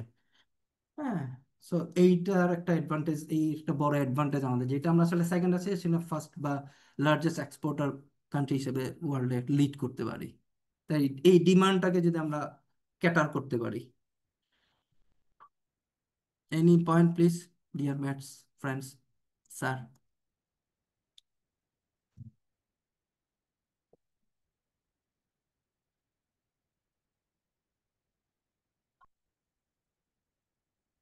তো এখানে থার্ড একটা পয়েন্ট হচ্ছে presence of related and supporting industries. তো competitive success in one industry is often linked to success in related industries. Domestic suppliers are preferable to foreign suppliers. the presence of related competitive success in one industry. So এই জায়গাটাতে একটা significant point যে related এবং supporting ইন্ডাস্ট্রির ক্ষেত্রে, যে competitive সাকসেসটা এক industry থেকে এটা আসলে আরো অনেকগুলো ইন্ডাস্ট্রি ক্রিয়েট করে, সাপোর্ট ইন্ডাস্ট্রি যেগুলো বলা হয়। যেমন হচ্ছে গিয়ে যে গার্মেন্টসের প্রোডাক্ট তৈরি করার জন্য টেক্সটাইল, তারপর হচ্ছে সুতা, হ্যাঁ, তারপর হচ্ছে আপনার ওয়াশিং প্ল্যান্ট, হ্যাঁ, ওইগুলোর উপরে আসলে আমার মনে হয় যে এই সাপোর্টিং ইন্ডাস্ট্রি বলতে আসলে তাদেরকে বুঝাইছে। আমি জানি না, স্যার পরে কারেকশন করে দিবেন যদি আমি ভুল বলি। The presence of related and supporting industries at home, that's the point. The presence of related and supporting industry at home, which have to date supplied Bangladesh with the components it has needed in successfully competing globally in the garment sector. Bangladesh has a very strong spinning industry based and capable of producing any type of yarn, ওই যে একটু আগে আমি যেটা বললাম আর কি মিলে গেছে, হ্যাঁ। তো সুতার যে কোনো ইয়াতে স্পিনিং ইন্ডাস্ট্রি আছে, yarn. The country has already achieved a dominant position of producing all type of accessories. Accessories একটা আছে যে বিশাল বড় একটা মার্কেট আছে আমাদের দেশে এখন, accessories market required for garment industry. All this has poised Bangladesh to move towards to top garments exporter in the world in the near future. That's the point. আমি একটু আগে যেটা আসলে মানে ফোকাস করতে গেছিলাম যে ওই আমি আবার প্রথম লাইনের কথাটা বলি, আপনারা you can add some please. যেটা হচ্ছে যে আমাদের দেশে লেটস এ প্রোডাক্টের, লেটস এ ডেনিমের প্যান্টের যদি গার্মেন্টসে যদি আসে, তখন ডেনিম প্যান্টের জন্য যে ফেব্রিক্সটা আছে, সে ফেব্রিক্স ইন্ডাস্ট্রি আমাদের আছে বিখ্যাত, মানে অনেকগুলো বড় বড় ইন্ডাস্ট্রি আছে। ওয়ান অফ দ্য ইন্ডাস্ট্রি আছে যেটা বাংলাদেশ এশিয়ার সেকেন্ড লার্জেস্ট ইন্ডাস্ট্রি আছে আমাদের দেশে। তারপরে হচ্ছে যে let's a accessories, I mean button বা জিপার, এই ক্ষেত্রে আমার জানা আছে যে আমরা জেটিআই একটা আছে কি যেন, বাট ওয়ার্ল্ডের নাম্বার ওয়ান জিপার কোম্পানি হচ্ছে ওয়াইকেকে, যেটার ফ্যাক্টরি হ্যাঁ কিন্তু ওয়াইকে কেউ আছে সাভারে। হ্যাঁ ওয়াইকেকে, যেটার ফ্যাক্টরি কিন্তু বাংলাদেশে। So these are the supporting industry, আমি জাস্ট লিঙ্ক করার চেষ্টা করতেছি। সো জিপারের একটা বিষয় আছে, জিপারের সাথে আছে লেটস এ ইয়ার্ন যেটা আছে, জিন্সের যেটা আছে ডেনিম, ডেনিমের যেমন হচ্ছে বাংলাদেশের ডেনিমের 14 আউন্স একটা ডেনিম স্ট্যান্ডার্ড আছে, সেটা বাংলাদেশের বেস্ট ডেনিম ইয়ে করে, বাংলাদেশ এবং পাকিস্তান বেস্ট ডেনিম ইয়া করে। যেমন আরেকটা ডেনিম আছে আপনার অর্গানিক ডেনিম, সেটা বাংলাদেশে উৎপাদন হয়, এটা কিন্তু ওয়ার্ল্ডে আর কোন দেশে কিন্তু এটা হয় না, পাকিস্তানে হয় কিন্তু বাংলাদেশটা বেস্ট কোয়ালিটি। সো এই যে সাপোর্টিং যে আছে, আবার হিউম্যান রিসোর্স বা ফ্যাক্টর যেটা আছে, ফ্যাক্টর কন্ডিশন যেটা এটা তো প্রথমেই আলাপ হয়ে গেছে। সো এই ক্ষেত্রে যেটা আমাদের প্ল্যান আছে, ও আরেকটা পয়েন্ট আছে সেটা ভাই এখানে আপনি আসে। একটু আগে একটা পয়েন্ট বলেছেন যে গ্রিন, কি যেন একটা বলেছেন ডেনিমের, যেটা শুধু অর্গানিক, অর্গানিক আমাকে একটু অর্গানিক এটা বলবেন, অর্গানিক এটা হ্যাঁ। সম্পর্কে আমি জানি না, আমি নতুন আচ্ছা, শুনলাম আজকে। অর্গানিক অর্গানিক ডেনিমটা হচ্ছে কি আপনার যে এই ডেনিমের একটা একটা একটা এক্সপেন্সিভ ডেনিম আছে, সেটাকে অর্গানিক ডেনিম বলে। ওইটা আপনার ফ্রেন্ডলি, ইকো ফ্রেন্ডলি ম্যাটেরিয়ালস এর ইয়াতে থাকে, কোনো সিনথেটিক থাকে না, কেমন। ওকে। আর আরেকটা সিগনিফিকেন্ট পয়েন্ট স্যার এই জায়গাতে আমরা অ্যাড করতে পারি, এটা আমার মাথায় খেলতেছিল, সেটা হচ্ছে ওয়াশিং প্ল্যান্ট স্যার। ওয়াশিং প্ল্যান্টে কিন্তু খুব সিগনিফিক্যান্ট, যেটা আপনার ডেনিম বলেন, নর্মাল যে ফেব্রিক্সে বলেন, নর্মাল গার্মেন্টসের অ্যাক্সেসরি, সমস্ত ক্ষেত্রে ওয়াশিং প্ল্যান্ট বাংলাদেশে একটা বড় একটা ফ্যাক্টর হয়ে দাঁড়াইছে সাপোর্টিং ইন্ডাস্ট্রি হিসেবে। এই পয়েন্টটা আমরা এই জায়গাতে নোট অ্যাড করতে পারি, ভ্যালু মানে ভ্যালু অ্যাড করতে পারি। এই একটা পয়েন্ট আছে আমার মাথায় আসছে, কি আপনারা থাকলে কিছু বলতে পারেন আর কি। ঠিক আছে, তো national firm strategy structure and rivalry. Packing ম্যাটেরিয়ালের ক্ষেত্রে এগুলোও কি আসতে হবে? হ্যাঁ হ্যাঁ হ্যাঁ, প্যাকিং ম্যাটেরিয়াল গুলা এগুলো এক্স্যাক্টলি প্যাকিং ম্যাটেরিয়াল, সেটা একটা বড় সাপোর্ট ইন্ডাস্ট্রি, একদম ফিনিশ প্রোডাক্টের যে প্যাকিং ম্যাটেরিয়াল সিগনিফিকেন্ট একটা আছে। আমাদের দেশ অলরেডি এটা already establish. So these are the supporting industry. So এই যে একটা বড় গার্মেন্টস এর অর্ডারের পিছনে এই যে লিঙ্ক, যে সাপোর্টিং ইন্ডাস্ট্রি ডেভেলপমেন্ট, আমার মনে হয় স্যার এই জিনিসটাই আমাদেরকে ফোকাস করতে বলছে, যে এই জিনিসটাকে আমরা যেন স্ট্র্যাটেজিক্যালি এক্সপ্লোর করতে পারি। আর ন্যাশনাল, পরের একটা পয়েন্ট আছে, এটা একটু বড় পয়েন্ট, যে national firm strategy structure and rivalry. So national farm strategy structure and rivalry issues create distinctive business environment in different countries. Domestic rivalry is important because tough domestic rival teach a farm about competitive success, and rivals from the home market have to try different strategy approaches. So এই ক্ষেত্রে আমি আসলে নিজেই পয়েন্টটা লিখছিলাম যে competitive industry যদি হয় তখন কি হয়, কোয়ালিটি আমরা আসলে বেটার টু বেটার করতে থাকি। তো এই জায়গাতে ওই পয়েন্টটাই আমরা নিয়ে আসা হয়েছে, যেটাতে তো কোয়ালিটি যত বেটার হবে, এক্সপোর্ট করতে এক্সপোর্টার যারা বা ফরেন যে বায়ার বা কাস্টমার আছে তারা তত বেশি স্যাটিসফাই হবে আমাদের প্রোডাক্টের উপরে। সো এই কম্পিটিশনটা দরকার। হ্যাঁ, ন্যাশনাল এই রাইভালরি বলি বা ন্যাশনাল স্ট্রেংথ স্ট্র্যাটেজিতে এই কম্পিটিশনটা very important, significant role play করে, নাইলে আমাদের কোয়ালিটি ডেভেলপ হইতো না। So there are more than 3,000 garments factories in Bangladesh. These factories are not competing to each other for the domestic market, as these factories are export oriented and focus only to export market. Many of these factories are in competition to each other for the export market. So আমাদের এই যে 3,000 garments, that's the point যেটা আমরা বলছি, একটু বলছি আমি domestic পার্সপেক্টিভে, বাট এক্সপোর্টার পার্সপেক্টিভে ন্যাশনাল পয়েন্ট আসছে যে 3,000 গার্মেন্টস ফরেন বায়ারকে ধরার জন্য তারা যে কম্পিটিশনটা আসছে সেইটা আসলে টাইম টু টাইম 3,000 গার্মেন্টসে আসলে একটা কোয়ালিটি একটা জায়গা আমাদেরকে রিচ করেছে। Many of this factories are in competition in each other for the export market. This healthy competition, that's the point, I mean যেটা বলছি, that there's the healthy competition has helped Bangladesh in competing the global garments market successfully. Most of the garments factories in Bangladesh proprietorship business. They may not have appropriate corporate governance in place, but they have flexibility in decision-making process, which help them in dealing with global customs effectively. Overall, a very accomplished group of entrepreneurs has emerged in Bangladesh who are capable of compete in the global context and able to lead Bangladesh garment industry to the next level. So এই জায়গাতে আমরা সব clear. তো এই যে national যে 3,000 garments factory যেটা আছে যে কম্পিটিটরের মাধ্যমে তারা একজন একজনের সাথে কম্পিট করতেছে, কিন্তু কম্পিট করতেছে কি to to for ensuring the কি ফরেন বায়ার ধরার জন্য। তো বায়ার ধরার জন্য আমরা যখন আমাদেরকে কম্পিট করতেছি, আমরা কিন্তু আমাদের কোয়ালিটিটাকে আসলে ডেভেলপ করে ফেলতেছি, যেটা আসলে সাস্টেইনেবিলিটির জায়গায় আমরা চলে যেতেছি। আর একটা স্ট্র্যাটেজির পয়েন্টে যেটা বলা হয়েছে এখানে যে ম্যাক্সিমাম গার্মেন্টসের প্রপ্রাইটারি মডেলে আছে, যেটা আসলে গভর্নেন্সের ক্ষেত্রে একটু কোয়েশ্চেন থাকতে পারে, কিন্তু কুইক ডিসিশনের ক্ষেত্রে ওরা এইটা একটা ইফেক্টিভ কাজ করে, যেটা আসলে গভর্নেন্সের কর্পোরেট গভর্নেন্সে যেটা একটু ডিলে প্রসেসে থাকে। সো কুইক যে ডিসিশন মেকিং সেইটা একটা চ্যালেঞ্জ হইতে পারে কর্পোরেট গভর্নেন্সের একটা কোম্পানির ক্ষেত্রে। সো এটা হচ্ছে আমাদের 1 নম্বর পয়েন্ট, যে কি কি জায়গায় আমরা আসলে as a manager of the agency আমরা আসলে ডেভেলপ করার জন্য প্রপোজ করতে পারি to strategically based on the Porter's diamond theory. Sir, am I right sir? আর স্যার, মোটামুটি আন্ডারস্ট্যান্ডিং ক্লিয়ার আছে, বুঝছেন? আমি আলাপ করলে হয় কি আপনারা শোনেন শুধু, নিতে পারবেন না। তো এইটা যেমন এখন ধরেন আপনাদের খুব সুন্দর একটা আন্ডারস্ট্যান্ডিং হইলো, জি এই স্যার। সলিউশন সহ আপনাদের পাঠাচ্ছি, কেসটা আপনারা লিখেন, জি স্যার। লিখে বাসায় নিজে নিজে প্র্যাকটিস করেন, তাহলে দেখবেন যে ডেভেলপমেন্ট হবে। কারণ আমি ক্লাসে কথা বললে আপনারা আসলে শুনেন, কেউ রেসপন্সও করেন না। এই জন্য স্যার স্যার আপনি আমাদের থেকে শুনেন।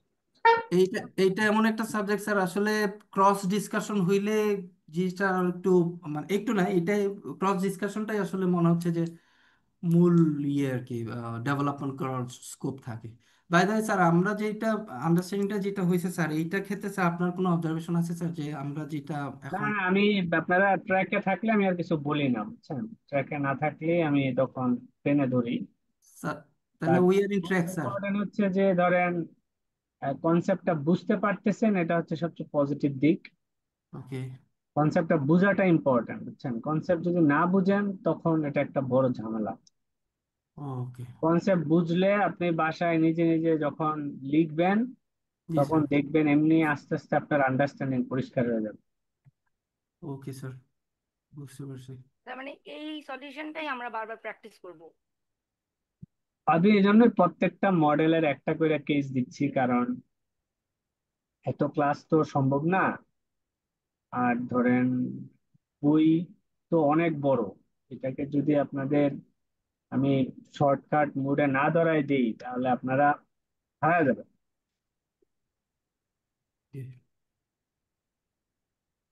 স্যার এই ক্ষেত্রে একটা জিনিস জানার ছিল যে আমাদের তো এখানে 17টা চ্যাপ্টার আছে, তো আমাদের এখানে কি কোনো ইম্পর্টেন্স বেসড আমরা কি কোনো আগে যাব নাকি না আমি জেনারেলি? যাচ্ছি তো ওই হিসাব করে আগাচ্ছি। আমার ক্লাস আচ্ছা। যদি খেয়াল করেন, ফলো করেন, তাহলে দেখতে পাবেন যে আমরা রাইট ডিরেকশনে আগাচ্ছি। আমরা কি ব্রেক নিব না একবারে টেনে শেষ করে দেব, কোনটা? একবারে শেষ করে দিই স্যার, সবাই রাজি থাকলে। আচ্ছা ঠিক স্যার আছে। একটা বিষয় একটু জানার ছিল স্যার, বলবো স্যার? বলেন। আইসিএইডব্লিউ এর যে বিজনেস স্ট্র্যাটেজি, যেটা আমাদের লেভেলের জন্য, এটা ওদের সাবজেক্টটা কি এই নামেই? আমরা এই যদি নামে, নীলক্ষেতের যে করতে চাই। এই নামে, জি same sir, name, same name. Same name না? আচ্ছা আচ্ছা, ঠিক আছে, থ্যাংক ইউ স্যার।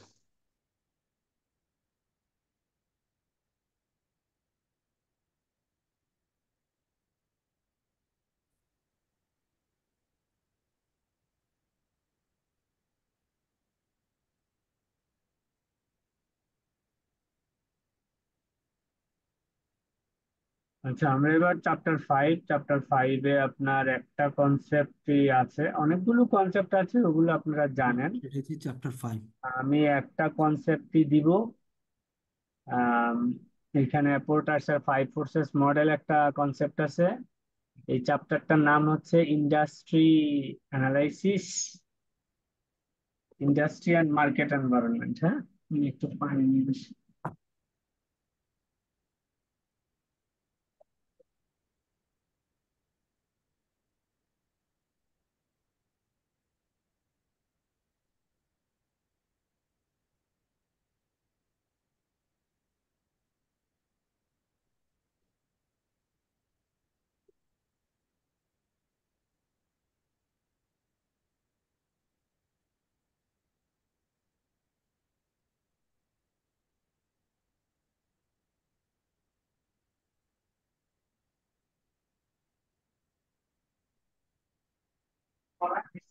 কনসেপ্ট দিচ্ছে।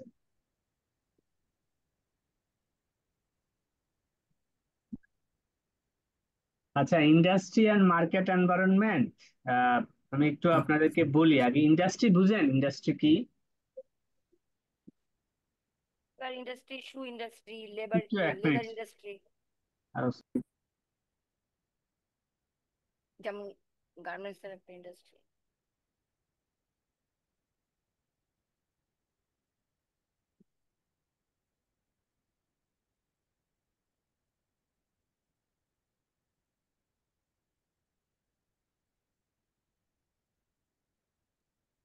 ইন্ডাস্ট্রি কি বুঝেন? তার শিল্পের এক একটা শিল্প আর কি স্যার, সেপারেটলি। শিল্প লেদার, মানে কি? লেদার ইন্ডাস্ট্রি এটা নিয়ে পুরো একটা ইন্ডাস্ট্রি, গার্মেন্টস ইন্ডাস্ট্রি এটা Right. নিয়ে পুরো মানে একটা ইন্ডাস্ট্রি। অনেকগুলো সমজাতীয় প্রতিষ্ঠানকে একটা ইন্ডাস্ট্রি বলে, তাই না? Right, right. মার্কেট, মার্কেটের, হোমোজেনিয়াস প্রোডাক্টের মার্কেট। Yes sir. হোমোজেনিয়াস প্রোডাক্টের মার্কেটকে আমরা মার্কেট বুঝে থাকি। তো এই ইন্ডাস্ট্রি এবং মার্কেট এনভায়রনমেন্টের যে এনভায়রনমেন্ট, এখানে ইন্টারেক্ট করে কে? Buyer and seller. এখানে ইন্টারেক্ট করে কারা? Buyer and seller. Seller. and sellers. এখন এই বায়ার এন্ড সেলার যখন ইন্টারেক্ট করে, তখন ওইখানে মাল্টিপল কি থাকে? ইন্ডাস্ট্রি প্লেয়ার থাকে, এদেরকে Yes, আমরা sir. কোম্পানি বলি, তাই না? রাইট তো Yes, স্যার। sir. কার কাস্টমার বেশি, কার প্রোডাক্ট রেঞ্জ বেশি, কার মার্কেট কাস্টমারের ইয়ে বেশি, অ্যাকসেপ্টেন্স বেশি, তখন কোম্পানি টু কোম্পানি কম্পিট করে to gain the market share. Yes, sir. Very good. যার মার্কেট শেয়ার বেশি তার কাস্টমার বেশি, যার মার্কেট শেয়ার কম তার কাস্টমারও কম।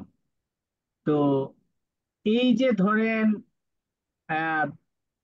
Customer, supplier, buyer, seller, competitors, এটা তো একটা রাইভেলরি, তাই না? Right sir.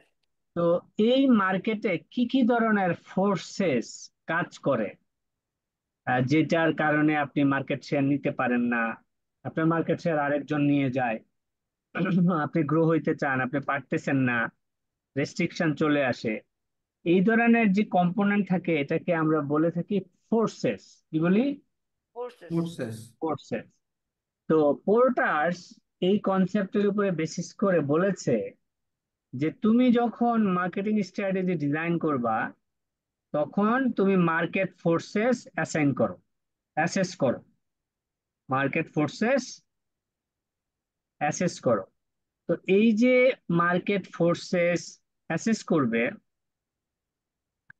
এই কয়টা ফোর্স। তো পোর্টাস বলছে তোমরা 5টা ফোর্সেস নিয়ে অ্যাসেসমেন্ট করবা। এই কারণে এই মডেলটাকে বলা হয় পোর্টাসের 5 ফোর্সেস মডেল। হ্যাঁ, তো এর বাইরে আর যা আছে product life cycle, industry life cycle, এগুলো আপনারা আগে পড়ছেন, আপনারা জানেন। তো আমি পোর্টাসের 5 ফোর্সেস মডেলটা আজকে ব্রিফ করব, তারপরে আমরা দেখি ক্লাস শেষ করা যায় কিনা। হ্যাঁ, তো পোর্টাসের 5 ফোর্সেস মডেল বলে যে অ্যাকর্ডিং টু ওনার পুরো নাম হচ্ছে Michael porter, 5 competitive forces influences the state of competition in an industry. তার মানে ইন্ডাস্ট্রি কম্পিটিশন, আপনাদের যদি স্ট্র্যাটেজিক প্ল্যানিং প্রসেসের ক্লাস মনে থেকে থাকে, আমি ওই যে এক্সটার্নাল অ্যানালাইসিসে ম্যাক্রো এবং micro, outside the industry, within the industry, within the industry analysis করার জন্যই পোর্টারসের 5 ফোর্সেস মডেল। হ্যাঁ, তো যেহেতু 5টা ফোর্স, এই কারণে এটাকে 5 ফোর্সেস মডেল বলে। এই 5টা ফোর্স হচ্ছে threat of new entrants, bargaining power of customer, threat of substitute products or services, bargaining power of supplier, rivalry among existing customer। এইটাই হচ্ছে পোর্টারসের 5 ফোর্সেস মডেল। এটাকে এরকম একটা ডায়াগ্রামে প্লেস করছে। ডায়াগ্রামটা কিরকম, এই যে মাঝখানে বড় বক্স, এই বক্সটা হচ্ছে ইন্ডাস্ট্রি কম্পিটিটরস, মানে এখানে ইন্ডাস্ট্রিতে যত প্লেয়ার্স আছে প্লেয়ার্সরা এখানে আছে, এই জন্য এটাকে বলে ইন্ডাস্ট্রি কম্পিটিটরস। ইন্ডাস্ট্রি কম্পিটিটরস এর উপরে দেখেন পোটেনশিয়াল এন্ট্রেন্স। পোটেনশিয়াল এন্ট্রেন্স মানে হচ্ছে ধরেন এই ইন্ডাস্ট্রিতে চারটা কোম্পানি আছে, তাহলে কম্পিটিটর কয়জন? 4জন, তাই না? এখন নতুন কেউ এই ইন্ডাস্ট্রিতে বিজনেস করতে আসতে চাচ্ছে, তাকে বলা হয় পোটেনশিয়াল এন্ট্রেন্স। এন্ট্রেন্স। এই ইন্ডাস্ট্রি কম্পিটিশন কত রেগুলেটেড, কতটা প্রোটেক্টেড, কতটা ইজি, এটার উপরে ডিপেন্ড করে যে পটেনশিয়াল এন্ট্রেন্স আসবে কি আসবে না। এখন এই যে কম্পিটিটর, এরা তো কোম্পানি, তাহলে এরা তো প্রোডাক্ট বানায় বানায় মার্কেটিং করে, তাই না? তাহলে এদের এক পাশে সাপ্লায়ার আছে যারা র মেটেরিয়াল সাপ্লাই করে, আর এক পাশে কাস্টমার আছে যারা ফিনিশ গুডস কিনে, আমার মতো আপনার মতো কনজিউমার, তাই না, বা ডিস্ট্রিবিউটর। তো এই সাপ্লায়ার যে ইন্ডাস্ট্রিতে যারা বিজনেস করে যে প্রোডাক্টের, ওই র মেটেরিয়ালের সাপ্লায়ার সংখ্যা যদি কম থাকে, তাহলে সাপ্লায়ার অনেক বেশি পাওয়ারফুল, কোম্পানি সাপ্লায়ার যা বলে কোম্পানিকে তাই শুনতে হবে, তাই না? হ্যাঁ, সাপ্লায়ার তখন মনোপলি আচরণ করবে। Right, এটাকে বলে bargaining power of supplier. Supplier. আবার আপনি যে প্রোডাক্ট বানান সেটার কাস্টমারের সংখ্যা যদি বাজারে কম থাকে, তাহলে কাস্টমারের বার্গেনিং পাওয়ার থাকবে। রাইট। তাহলে এটাকে বলে bargaining power of customer. Customer. Supplier কাস্টমারের ক্ষেত্রে ভাইস ভার্সাও হতে পারে, কাস্টমার অনেক হইতে পারে, কোম্পানি বেশি হইতে কম হইতে পারে, সেক্ষেত্রে কোম্পানির বার্গেনিং পাওয়ার কি থাকবে, বেশি থাকবে না কম থাকবে? কম উল্টাটা থাকবে। হয়ে যাবে স্যার। উল্টাটা হয়ে যাবে, রাইট। আরেকটা হচ্ছে সাবস্টিটিউট প্রোডাক্ট, নিচে যেটা দেখছেন এটা হচ্ছে সাবস্টিটিউট। সাবস্টিটিউট প্রোডাক্ট মানে কি জানেন? জি স্যার, কি? মানে এটার পরিবর্তে এটার পরিবর্তে ওইটা আর কি সাবস্টিটিউট হিসেবে, পরিবর্তন হিসেবে ব্যবহার করা যেতে পারে। পরিবর্তে মেয়ে সাবস্টিটিউট হইতে পারে? জি স্যার। ছেলের পরিবর্তে মেয়ে সাবস্টিটিউট না হতে স্যার, পারে? যেমন স্যার না, হবে না না স্যার। স্যার, হতে পারে এরকম ইনির স্যার একটা পরিবর্তে পুট ব্যবহার কামল করতে জাতীয় পারেন। কেন হবে না? কেন? একটা নিডটা পূরণ করতে হবে একই রকম ভাবে স্যার। কি করতে হবে? নিড যেটা, মানে ধরেন স্যার আমি একটা ইনির জিনিস, ইউটিলিটি, পরিবর্তে রাইট। পুট ব্যবহার ইউটিলিটি, করতে পারেন, তো এই ক্ষেত্রে হচ্ছে কি ইউটিলিটি বলবা, ইউটিলিটি রাইট স্যার। মানে তুমি একটা প্রোডাক্ট থেকে যে ইউটিলিটি ভোগ করো, সেই রাইট স্যার। ইউটিলিটি যদি অন্য প্রোডাক্টে পাওয়া যায়, এখন একটা ছেলের কাছ থেকে যে ধরনের সার্ভিস ইউটিলিটি পাওয়া যাবে, একটা মেয়ের কাছ থেকে কি ওটা পাওয়া যাবে? 100% না। তাহলে একটা ছেলে একটা মেয়ে সাবস্টিটিউট না। আমরা এই জন্য এক্সাম্পল দেই যে কফির সাবস্টিটিউট টি, কারণ দুইটাই হট আইটেম, তাই না? জি স্যার। ড্রিঙ্কস আমরা এবং হট বলি একই রাইসের রিফ্রেশমেন্ট। সাবস্টিটিউট হুইট, কারণ দুইটাই ইয়েস। সাবস্টিটিউট, তাই না? এরকম সেম ইউটিলিটি যদি হয়, তো ব্রডার কনসেপ্ট হচ্ছে এটা। তো নর্মালি কেসটা পরীক্ষা এইভাবে আসে যে এরকম একটা কেস দেয়, দিয়ে বলে যে আহ, তোমরা এই হিস্ট্রিটাকে পোর্টারস 5 ফোর্সেস মডেলে অ্যানালাইসিস করো। তো তখন আপনাদের কাজ হচ্ছে যে এই কেস পড়ে এই 5টা কম্পোনেন্টের এলিমেন্ট খুঁজে বের করে লিখা। হ্যাঁ, তো ইয়েস স্যার। এইখানে আমি দেখছি এখানে একজন পড়েন এই যে থ্রেট অফ নিউ এন্ট্রেন্টস মানে কি কি, এগুলো একটু পড়তে হবে, এগুলোই খুঁজতে হবে। এই যে থ্রেট অফ সাবস্টিটিউট প্রোডাক্ট, তারপরে bargaining power of buyers, customers. Bargaining power of supplier, এবং কম্পিটিটিভ রাইভেলরি। হ্যাঁ, তো একজন আমরা একটু পড়ি, বাকিরা একটু ডিসকাস করি। আমরা নেক্সট ক্লাসে এই পোর্টারস 5 ফোর্সেস মডেলের কেসের সলিউশন দিয়ে শুরু করব। হ্যাঁ, ওকে স্যার। এটা আমরা একটু ভালো করে একজনে পড়ি, ডিসকাস করি, যেটা না বুঝি সেটা আমি বলে দেবো। হ্যাঁ, ওকে স্যার, পড়বো স্যার। ওকে, সো পোর্টার্সের 5 পয়েন্টের ফার্স্ট পয়েন্ট হচ্ছে threat of new entrance. A new entrance into a industry will bring extra capacity and more competition. The strength of this threat is likely to vary from industry to industry, depending on the strength of the barriers to entry. Barriers to entry discourage new entrants and influence the likely response of existing competitors to the new entrant. These will include economies of scale and scope, product differentiation, capital requirements, switching cost, access of distribution channels, cost advantages of existing producers, independent of economics of scale, response of incumbents. So এই থ্রেটের এন্ট্রিতে যেগুলো include করা আছে, যেমন economic scale and scope, প্রোডাক্টের যদি differentiate থাকে, এবং ক্যাপিটালের requirement. So নতুন এন্ট্রি নেওয়ার জন্য যে যে চ্যালেঞ্জগুলো বা যে যে থ্রেটগুলো এখানে আছে সেটা নিয়ে পয়েন্টগুলোতে ফোকাস করা হয়েছে।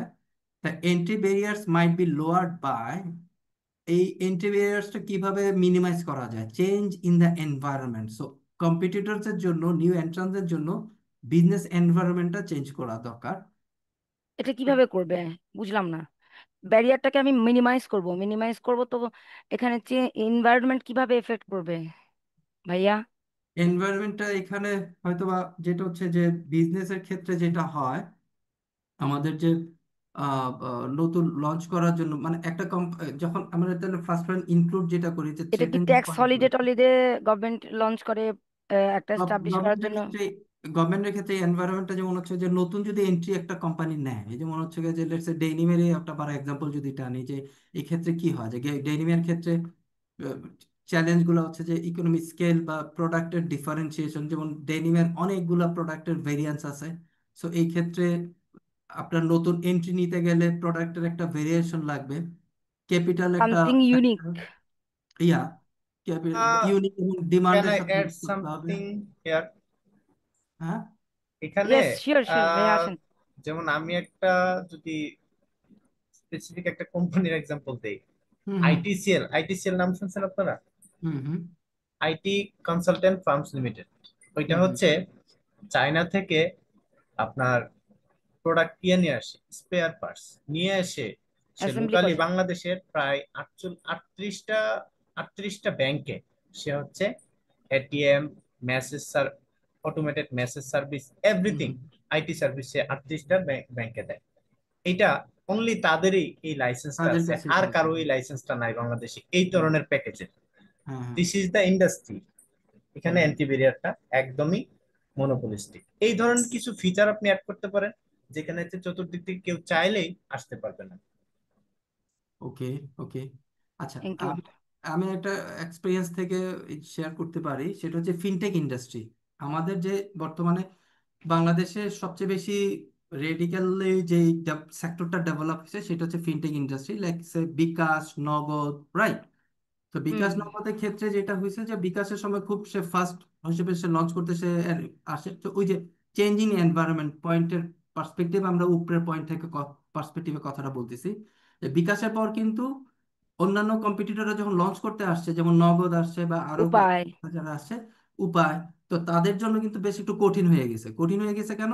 যে তাদের স্ট্র্যাটেজিক্যালি ডেভেলপ করা, আইটি সেক্টর ডেভেলপ করা, প্ল্যাটফর্ম ডেভেলপমেন্ট, সো ক্যাপিটালের একটা হিউজ ক্যাপিটাল ইনভলভমেন্ট থাকে। প্রোডাক্টের ভেরিয়েশন, যেমন হচ্ছে যে ক্লাউডের লিমিটেড, ও আচ্ছা, আমি যে ক্লাউডের লিমিটেডে একসময় কাজ করছিলাম।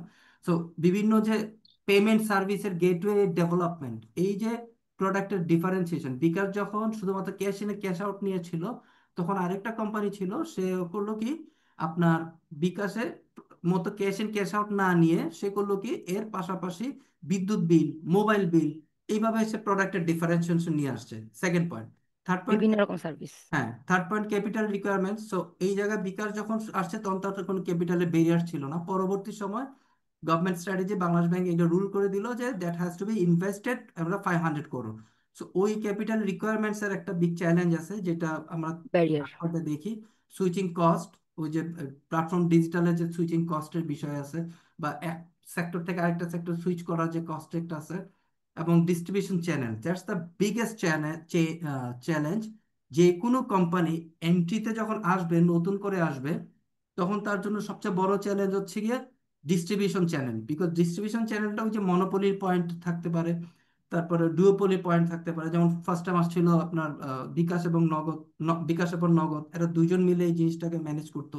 সো ওই জায়গাটাতে নতুন কোম্পানি যখন আসে, সে তখন প্রোডাক্টের ভেরিয়েশন দিয়ে ক্যাপিটালের ইনজেকশনের মাধ্যমে, সো এই চ্যালেঞ্জগুলো তাকে ফেস করে তারপর সে একটা ডিস্ট্রিবিউশন চ্যানেল ডেভেলপ করতে হবে। এবং ফাইনালি যেটা হচ্ছে যে কস্ট ইফেক্টিভিটি, যে যত আসলে কম কস্টে কোম্পানি ম্যানেজ করে, মানে কস্ট ইফেক্টিভ করতে পারে, তার বিজনেস অ্যাডভান্টেজ তত বেশি, তার ইকোনমিক্যাল গ্রোথ তত বেশি। তো এই জায়গায় যে ব্যারিয়ার, যেটা এই যে পয়েন্টগুলো যেটা আমি এখন বললাম এনভায়রনমেন্টের ক্ষেত্রে, এই যে ব্যারিয়ার্স গুলো, এই ব্যারিয়ার্স গুলোর ভিতরে একটা ফ্লেক্সিবিলিটি ক্রিয়েট করা, নতুন কোনো এন্ট্রি নেওয়ার জন্য, কোনো নতুন কোনো এন্টিটিকে ইন্ডাস্ট্রিতে আসার জন্য, টেকনোলজিক্যাল চেঞ্জ। ওই একটু আগে যেটা বললাম যে রাইট রাইট, এখন ক্লিয়ার ভাইয়া। পেমেন্ট গেটওয়ে প্ল্যাটফর্ম, ভাইয়া যেটা হুম জয়েল ভাই যেটা বললো যে সুইচিং কোম্পানি, তো সুইচিং হুম হুম। কোম্পানি এটার এটা বাংলাদেশ ব্যাংকের একটা ব্যারিয়ার্স আছে, অনেক রুলস আছে, এবং সেটা ক্রাইটেরিয়া ফুলফিল করতে দেয় না, দেওয়া হয়ও না, যেটা আসলে বিকাশের ক্ষেত্রে হয়েছিল। একসময় বিকাশ একচেটিয়া গ্রামীণ ফোনের ক্ষেত্রে হয়েছিল, কিন্তু পরবর্তী সময় টেকনোলজি যখন চেঞ্জ আসছে, নিউ নিউ টেকনোলজি নিয়ে কোম্পানি আসলে মার্কেটে এন্ট্রান্স নিছে, ওই এনভায়রনমেন্টটা ক্রিয়েট করা হয়েছে যে জায়গায় নতুন টেকনোলজি ইনিশিয়েট করা গেছে। আর থার্ড পয়েন্ট আছে নিউ ডিস্ট্রিবিউশন চ্যানেল। ওই আমি একটাকে যে কথাটা আগেই বলে ফেলছি, যে চ্যানেল ডিস্ট্রিবিউশন, আমি যে কোনো কোম্পানি আসলে ইনিশিয়েট করতে গেলে আমার কাছে সবচেয়ে বড় চ্যালেঞ্জ মনে হয় স্যার ইয়া ডিস্ট্রিবিউশন চ্যানেল। যেমন এই ক্ষেত্রে আমি একটা পার্সোনাল এক্সপিরিয়েন্স এই জায়গা বলি যে একটা এগ্রিকালচার প্রজেক্ট আছে, যেখানে আমি আসলে একটা হিউজ ভেজিটেবলের একটা প্রজেক্ট করা হয়েছিল প্রায় 150 বিঘা জমির উপরে। এটা আমার নিজের প্রজেক্ট, হ্যাঁ আমি আমার এটা একটু রিলেট করে ফেলতেছি। সেই জায়গা দেখা গেছে আমি প্রোডাকশন করে ফেলছি, হ্যাঁ 150 বিঘার উপরে আমি ঢেঁড়স, করলা, লাউ সব প্রোডাকশন করে ফেলছি, কিন্তু আমার ডিস্ট্রিবিউশন চ্যানেলটা ডেভেলপ ছিল না দেখে আমার কিন্তু ঢেঁড়স কেজি, আমি প্রোডাকশন আউট, আমার প্রজেক্ট ফিল্ডে আমার ঢেঁড়সটা বিক্রি করছি 4 টাকা, ঢাকাতে তখন এটার কেজি ছিল 50 টাকা। সো এই যে বাহ। ডিস্ট্রিবিউশন চ্যানেলের যে থ্রেট, আমি একদম আমার প্র্যাকটিক্যাল এক্সপিরিয়েন্সটা শেয়ার করলাম স্যারের এই পয়েন্টে এসে আর কি।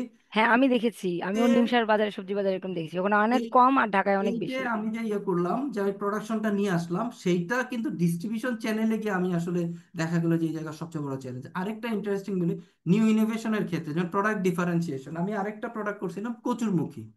কচুরমুখী যেটা করছি সেটাতে দেখা গেছে যে কচুরমুখী আমি প্ল্যান করলাম যে ইনোভেশন কি করা যায়। দেখা গেলো যে আলুর বীজের জন্য একটা বিশাল মার্কেট বাংলাদেশে আছে অলরেডি, ওর কম্পিটিটর আছে, চ্যানেলও আছে। কচুরমুখী বীজের কিন্তু কম্পিটিটর নাই, লিমিটেড কম্পিটিটর। সো আমি এই জায়গায় কচুরমুখী বীজ পরে প্রোডাকশন করলাম, যে কচুরমুখীটাকে প্রোডাক্টে না নিয়ে এটাকে আমি বীজে কনভার্ট করছি, যেটা হচ্ছে যে প্রোডাক্ট ডিফারেন্সিয়েশন।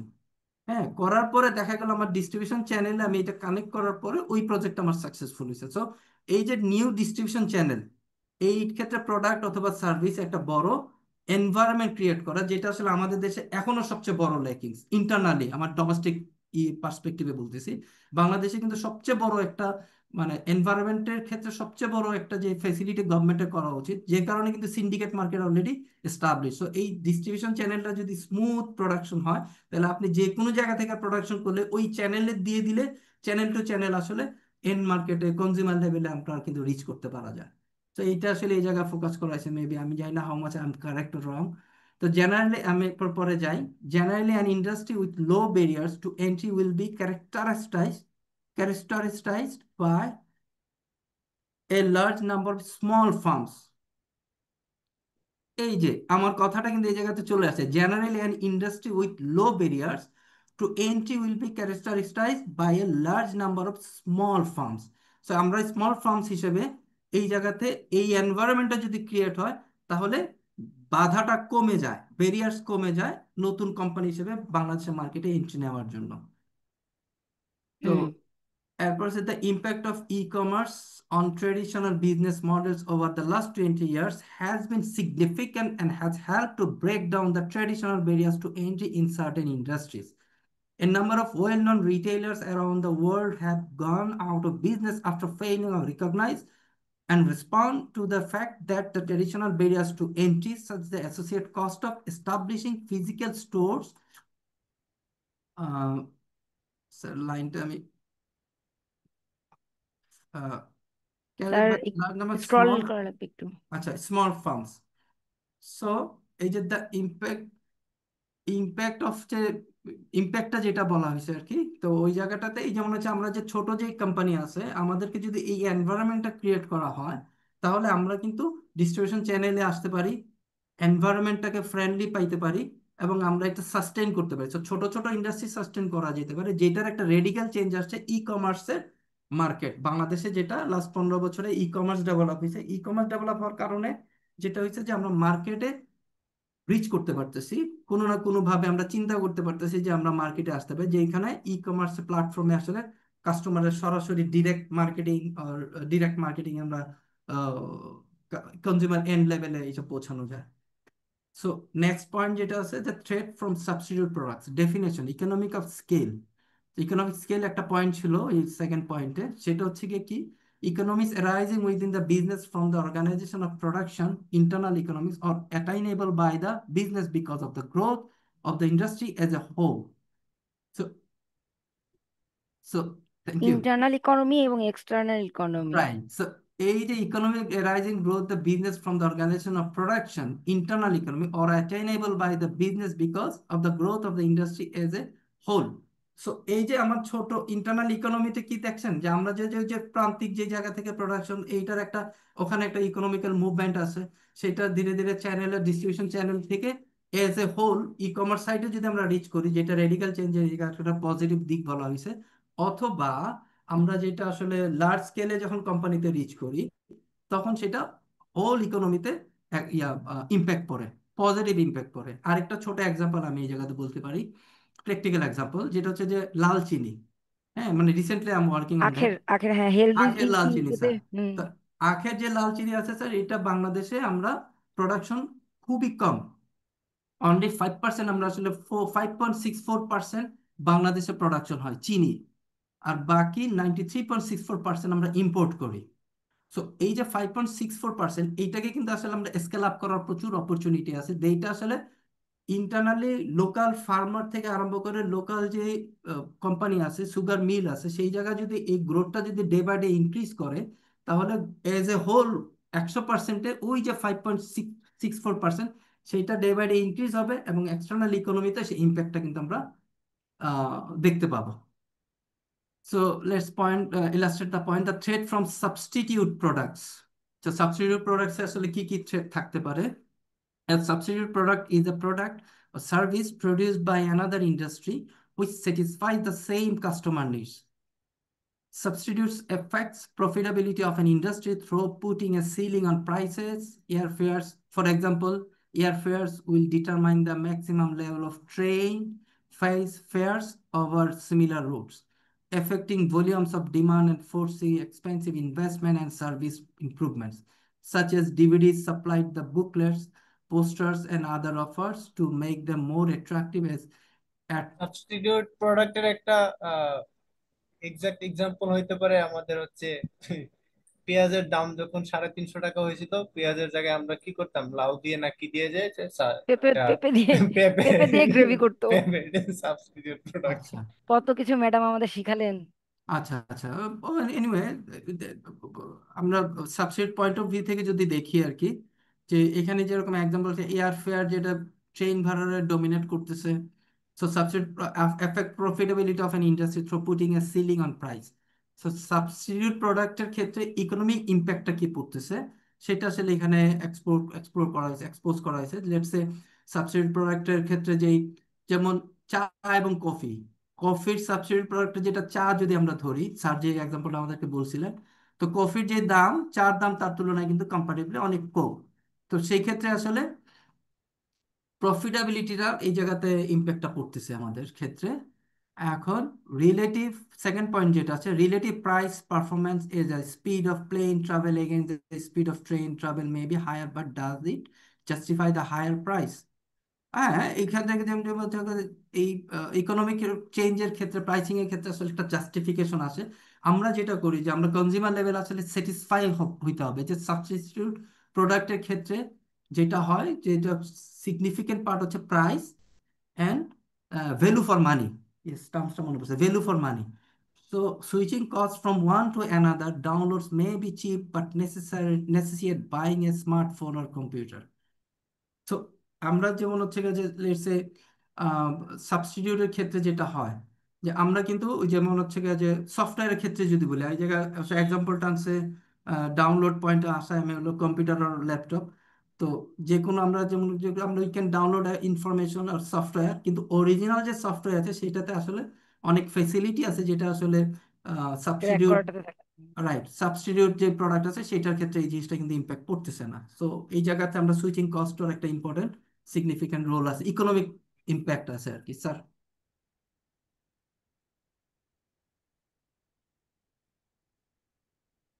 বাবা,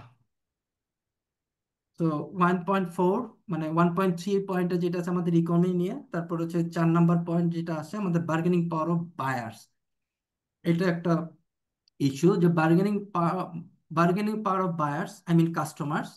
Buyers may include industrial customers and distributors seeking to obtain lower cost to boost their own margins or better inputs and smoother transactions with suppliers. Governmental or other not-for-profit organizations seeking to gain more benefit for their clients. Consumers waiting better quality or technology advanced products and services at lower price. Okay, fine. এই ক্ষেত্রে যেটা আছে যে কাস্টমারের যে bargaining পাওয়ার, এটা ইকোনমির সাথে আবার ইম্প্যাক্ট পড়তেছে যে কাস্টমারের যে বায়ার আছে, এই কাস্টমার গুলো আসলে কি টাইপের কাস্টমার হয়। একটা কাস্টমার আছে ইন্ডাস্ট্রিয়াল কাস্টমার, লেটস সে ওই যে আমরা যে ফার্স্ট চ্যাপ্টার 5-এ যে জিনিসটা পড়তে গেছিলাম যে একটা ফেব্রিক্স এর যেমন আমরা কাস্টমার থেকে যখন ফেব্রিক্স এর প্রোডাকশনের ইয়েটা পাই, তখন আমার ক্ষেত্রে কিন্তু আবার ইয়া আছে যে ফেব্রিক্স এর আবার ইয়ার্ন আছে, ওয়াশিং প্লান্ট আছে, অ্যাক্সেসরিজ আছে। সো এই যে ইন্ডাস্ট্রিয়াল কাস্টমার, হ্যাঁ, তো তাদের একটা লোয়ার কস্টের একটা মার্জিন এবং লোয়ার কস্টের একটা চ্যালেঞ্জ আছে, যেটা আসলে বার্গেনিং এর মাধ্যমে সে এটাকে ম্যানেজ করতে পারে। যেমন হচ্ছে গিয়ে যে যদি মাল্টিপল সাবসিডিয়েট কোম্পানি থাকে, কাস্টমার থাকে, তখন তাদের বার্গেনিং, কাস্টমার যদি থাকে লোয়ার, তাদের বার্গেনিং পাওয়ার থাকে হায়ার। আবার কাস্টমার যদি থাকে হায়ার, অনেকগুলো কাস্টমার যদি থাকে, তাহলে তার বার্গেনিং পাওয়ার কিন্তু কমে যায়। কমে যাবে। এই জায়গায় আমি আরেকটা ইন্টারেস্টিং পয়েন্ট শেয়ার করি যে লাল চিনি, মানে আবারও প্র্যাকটিক্যাল পয়েন্ট আসতেছে স্যার, যে লাল চিনি আমি একটা একটা সোর্স পাইছি আমার, যেহেতু আমি একটু একটা সুগার কেনের একটা প্রজেক্ট নিয়ে কাজ করতেছি। তো লাল চিনি পাওয়া গেছে আমার কাছে যে 500 টনের একটা লাল চিনির সাপ্লাই আমার কাছে আছে। সো গভর্নমেন্ট লাল চিনি কিনে 125 টাকায়। গভর্নমেন্ট এই জায়গা কিন্তু ওই যে চিনির যেটা আছে, আমি প্র্যাকটিক্যাল এক্সাম্পলটা দিচ্ছি, আমি যদি ভুল হয় please correct me if I am রং। তো গভর্নমেন্ট লাল চিনিটা কিনে 125 টাকা রেটে, একদম প্র্যাকটিক্যাল পয়েন্ট বলতেছি। কারণ ওই যে 5.64% যে লাল চিনি আমরা প্রোডাকশন হয় আমার বাংলাদেশে, সেই আমার বাংলাদেশের এই লাল চিনির প্রোডাক্টটা আমরা কনজিউমাররা কিন্তু পাই না। কারণ government itself is a customer, one customer, যে 90% লাল চিনি কিনে ফেলে 125 টাকায় রেট ধরে। সো এই জায়গায় আসলে কাস্টমার একজন, তার বার্গেনিং পাওয়ারটাও জায়গায় হাই, এবং সে ওই জায়গাতে এনভায়রনমেন্টে ক্রিয়েট করছে যে he will be one will buy the whole product. Left over যখন থাকে, সেইটা নিয়ে যখন আমরা আবার মার্কেটে চলে যাই, মার্কেটে কাস্টমার অনেক স্যার, ইন্টারেস্টিং মনে হয় আমি রিলেট করতে পারছি। তো আমি যখন এই যে 100 মেট্রিক টন চিনি পাইছি, তখন দেখা গেছে যে বাংলাদেশে বা ঢাকাতে অনেকগুলা কাস্টমার আছে, তাদের আবার বার্গেনিং পাওয়ার আছে। ওই জায়গার ক্ষেত্রে আবার প্রোডাক্ট যেহেতু রেয়ার, সো বার্গেনিং পাওয়ার আমার আবার হাই, সো সেটা আবার 1.5 পয়েন্ট আসছে। This is the example. So let's come to the 1.5, the bargaining power of suppliers. ওই আগের এক্সাম্পলে আমি যাচ্ছি আবার। Industry profitability can be affected by powerful suppliers. Supplier can exert pressure for higher prices, but this depends on a number of factors. তো এই factor গুলা কি, যে ফ্যাক্টর কারণে সাপ্লায়ার বার্গেনিং পাওয়ার হায়ার হইতে পারে? The number and size of supplier, are there just one or two dominant suppliers to the industry able to change monopoly or oligopoly prices? The threat of new entrants or substitute products to the suppliers industry. Whether the suppliers have other customers outside the industry and do not rely on the industry for the majority of their sales. If the industry supplied is not an important customer, suppliers may be unwilling to negotiate or discount. The importance of the supplier's product to the customer business, the extent to which the supplier has a differentiated product, the level of switching cost to their customer, the internet trends to lessen supplier power, reducing barriers to different supplier migration. এই ক্ষেত্রে আমি আবারও একটা জিনিস বলি, আগের এক্সাম্পলে যেমন বলছিলাম যে government is a one customer, যে আসলে 90% লাল চিনি, আখের চিনি কিনে ফেলতেছে।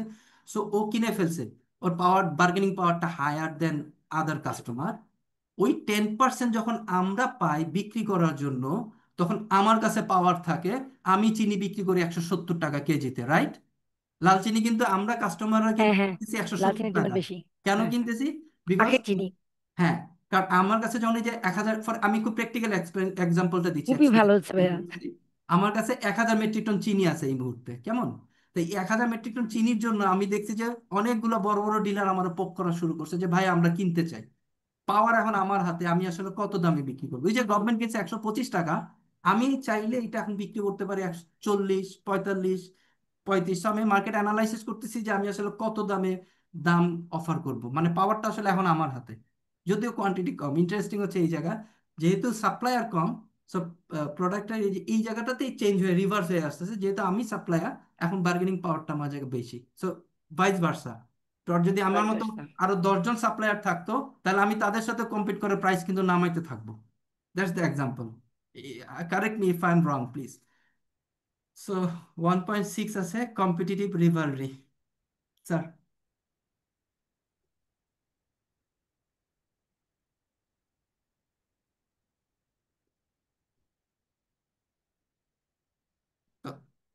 এই জায়গা আছে যে কম্পিটিটিভ রিভালরি, যে কম্পিটিটর যারা আছে সেই জায়গার ক্ষেত্রে, if rivalry is fierce, firms compete aggressively, তো স্যার বলছে আমি বলবো। which reduces the profit potential for all players in the industry. Already আমি কিন্তু কথাটা বলে ফেলছি যে আমার সাথে যদি আরো 1000, আরো 10 জন বা 20 জন যদি চলে আসে, তাহলে কিন্তু কি হবে, আমার প্রফিটাবিলিটি কিন্তু কমে যাবে, প্রফিট পটেনশিয়ালিটি কমে যাবে। হ্যাঁ, যেটা যেটা মার্কেটের জন্য ভালো, কনজিউমারের জন্য ভালো। The intensity of competition will depend on the following factors: rate of market growth. The level of rivalry in an industry is intensified when market growth is slowing or stagnant. So market growth যদি আসলে stagnant থাকে, পজিশনে থাকে, একটা একটা মানে একটা slow অথবা একদম আটকানো অবস্থায় থাকে, স্টিল একটা পজিশনে থাকে, তাহলে কি হলো যে রেট অফ মার্কেট এটাকে ইম্প্যাক্ট করতেছে। Level of fixed cost, high fixed cost make it more likely to competitors will compete on price in the short term in order to earn a contribution from sales to help cover the cost. So agent cost of switching for buyers, suppliers will compete aggressively if buyers can and do switch easily. So buyers এই জায়গা switch করতে পারতেছে aggressive মার্কেটে। Importance of capacity illustration utilization, sorry, importance of capacity utilization, economies of scale. A supplier might aim to achieve a significant increase to it in output in order to obtain reductions of unit cost. So এই ক্যাপাসিটির উপর depend করে আসলে unit কস্টের price কিন্তু significantly আপনার change করা যেতে পারে বা হয়, যেটা আসলে আলটিমেটলি রিডিউস হয় যদি কোয়ান্টিটি বা ইকোনমি স্কেল যদি আসলে বাড়ে। Degree of uncertainty regarding the actions of rival firms, degree of uncertainty, okay, অনিশ্চিত, আর নতুন রাইভাল ফার্মের জন্য অনিশ্চিত যে পয়েন্টটা, সেটা ডিগ্রিটা কি হতে পারে, লেভেলটা কি। A key characteristic of an oligopoly is that the actions of one farm produce a response from rivals. When a farm is uncertain about the behavior of competing farm, there is a tendency of respond by formulating a more aggressive strategy. strategic importance. So strategic importance টা কি এখানে, where success in a particular market is a prime strategic objective, firms are more likely to act increasingly competitively to meet their targets. So strategic ইম্পর্টেন্সটা এই জায়গাতে very significant, যেটার মাধ্যমে আসলে সে competitive মার্কেটের যে কম্পিটিশন করবে সে জায়গায় স্ট্র্যাটেজি একটা ইম্পর্টেন্ট ফ্যাক্টর বা রোল করতে পারে। ফর এক্সাম্পল, যে ওই যে লাল চিনির একটা 1000 মেট্রিক টন একটা একজন সাপ্লায়ার আছে, সে যেটা করতে পারে যে 600 মেট্রিক টন ডিলার এন্ডে সাপ্লাই দিয়ে দিতে পারে 135 টাকা বা 140 টাকা। হোয়ার ইজ সে 140 টাকা যে ডিলার যে নিয়ে গেল, সে আসলে মার্কেটে এটা আসলে 150 টাকা ছাড়বে। সে আবার মনে করেন যে 200 মেট্রিক টন রিটেল কাস্টমারের জন্য পার কেজি প্যাকেট সাইজ করলো 145 টাকা। তাহলে ওই রিটেলারের জন্য কিন্তু সেই স্ট্র্যাটেজি কিন্তু সেলসের একটা স্ট্র্যাটেজি নিতে পারে, যেটা আসলে ইম্পর্টেন্ট রোল প্লে করতে পারে, যেটা আসলে 800 মেট্রিক টনের যে প্রফিট হইলো 200 মেট্রিক টনে তার কম্পারেটিভলি পার্সেন্টেজ ওয়াইজ তার প্রফিটেবিলিটি অনেক বেড়ে গেল। একটা স্ট্র্যাটেজি হইতে পারে। সো স্ট্র্যাটেজি একটা ইম্পর্টেন্ট রাইভাল কম্পিটিটরদের জন্য। আমি আসলে আমার প্র্যাকটিক্যাল এক্সপিরিয়েন্স থেকে কথাগুলো বলতেছি। Exit barriers. সো ব্যারিয়ার্স কিভাবে আমরা এক্সিট করতে পারি? High exit barriers, non current asset with a low breakup value, redundancy payment, effect of withdrawal on the other operations within the group, increase the cost of ceasing operations, and cause firms to try the earned profit by means available. So this is the fact যে exit barriers এর ওয়েতে, যেটা আসলে আমাদের মানে fixed assets এর maximum efficient ইউটিলাইজেশনে আমাদের আসলে প্রফিটাবিলিটি বাড়াইতে পারে, ম্যাক্সিমাম ইউজ অফ ওয়েলথ মানে অ্যাসেটের ক্ষেত্রে আর কি, এই জায়গাতে করা হয়েছে। স্যার, 5টা কম্পোনেন্ট বুঝতে পারছেন? Yes sir. কোনো কনফিউশন আছে? না এই স্যার। চ্যাপ্টার থেকে মোস্টলি কেস আসলে এটাই আসে। আর industry life cycle, product life cycle, এটা আপনারা নলেজ লেভেলে পড়ছেন, এটা নিয়ে আসলে কেস আসে না, থিওরি কোশ্চেন দিয়ে একটা আসতে পারে, এটা একটু দেখে নিন। ঠিক আছে? সো নেক্সট ক্লাসে আমরা পোর্টারসের 5 ফোর্সেস মডেলের একটা কেস সলিউশন করব ইনশাল্লাহ। ঠিক আছে? তো এই মডেল নিয়ে কারো যদি কোনো কনফিউশন থাকে আমাকে জিজ্ঞেস করতে পারেন। এটা খুবই একটা ইম্পর্টেন্ট মডেল, প্রায় দেখবেন নানান ফর্মে নানান জায়গায় আপনাদের আসে। প্রথম বিষয় হচ্ছে এটার অ্যাপ্লিকেশনটা হবে হচ্ছে ইন্ডাস্ট্রি স্পেসিফিক অ্যানালাইসিস এর জন্য। অ্যানালাইসিসটা অবশ্যই হতে হবে ইন্ডাস্ট্রি স্পেসিফিক, মানে উইদিন দ্য ইন্ডাস্ট্রি যদি অ্যানালাইসিস হয় তাহলে পোর্টারসের 5 ফোর্সেস মডেল অ্যাপ্লাই হয়। ধরেন দুইটা ডিফারেন্ট ইন্ডাস্ট্রির অ্যানালাইসিস হলে কিন্তু পোর্টারসের 5 ফোর্সেস মডেল আর সেখানে অ্যাপ্লিকেবল হবে না।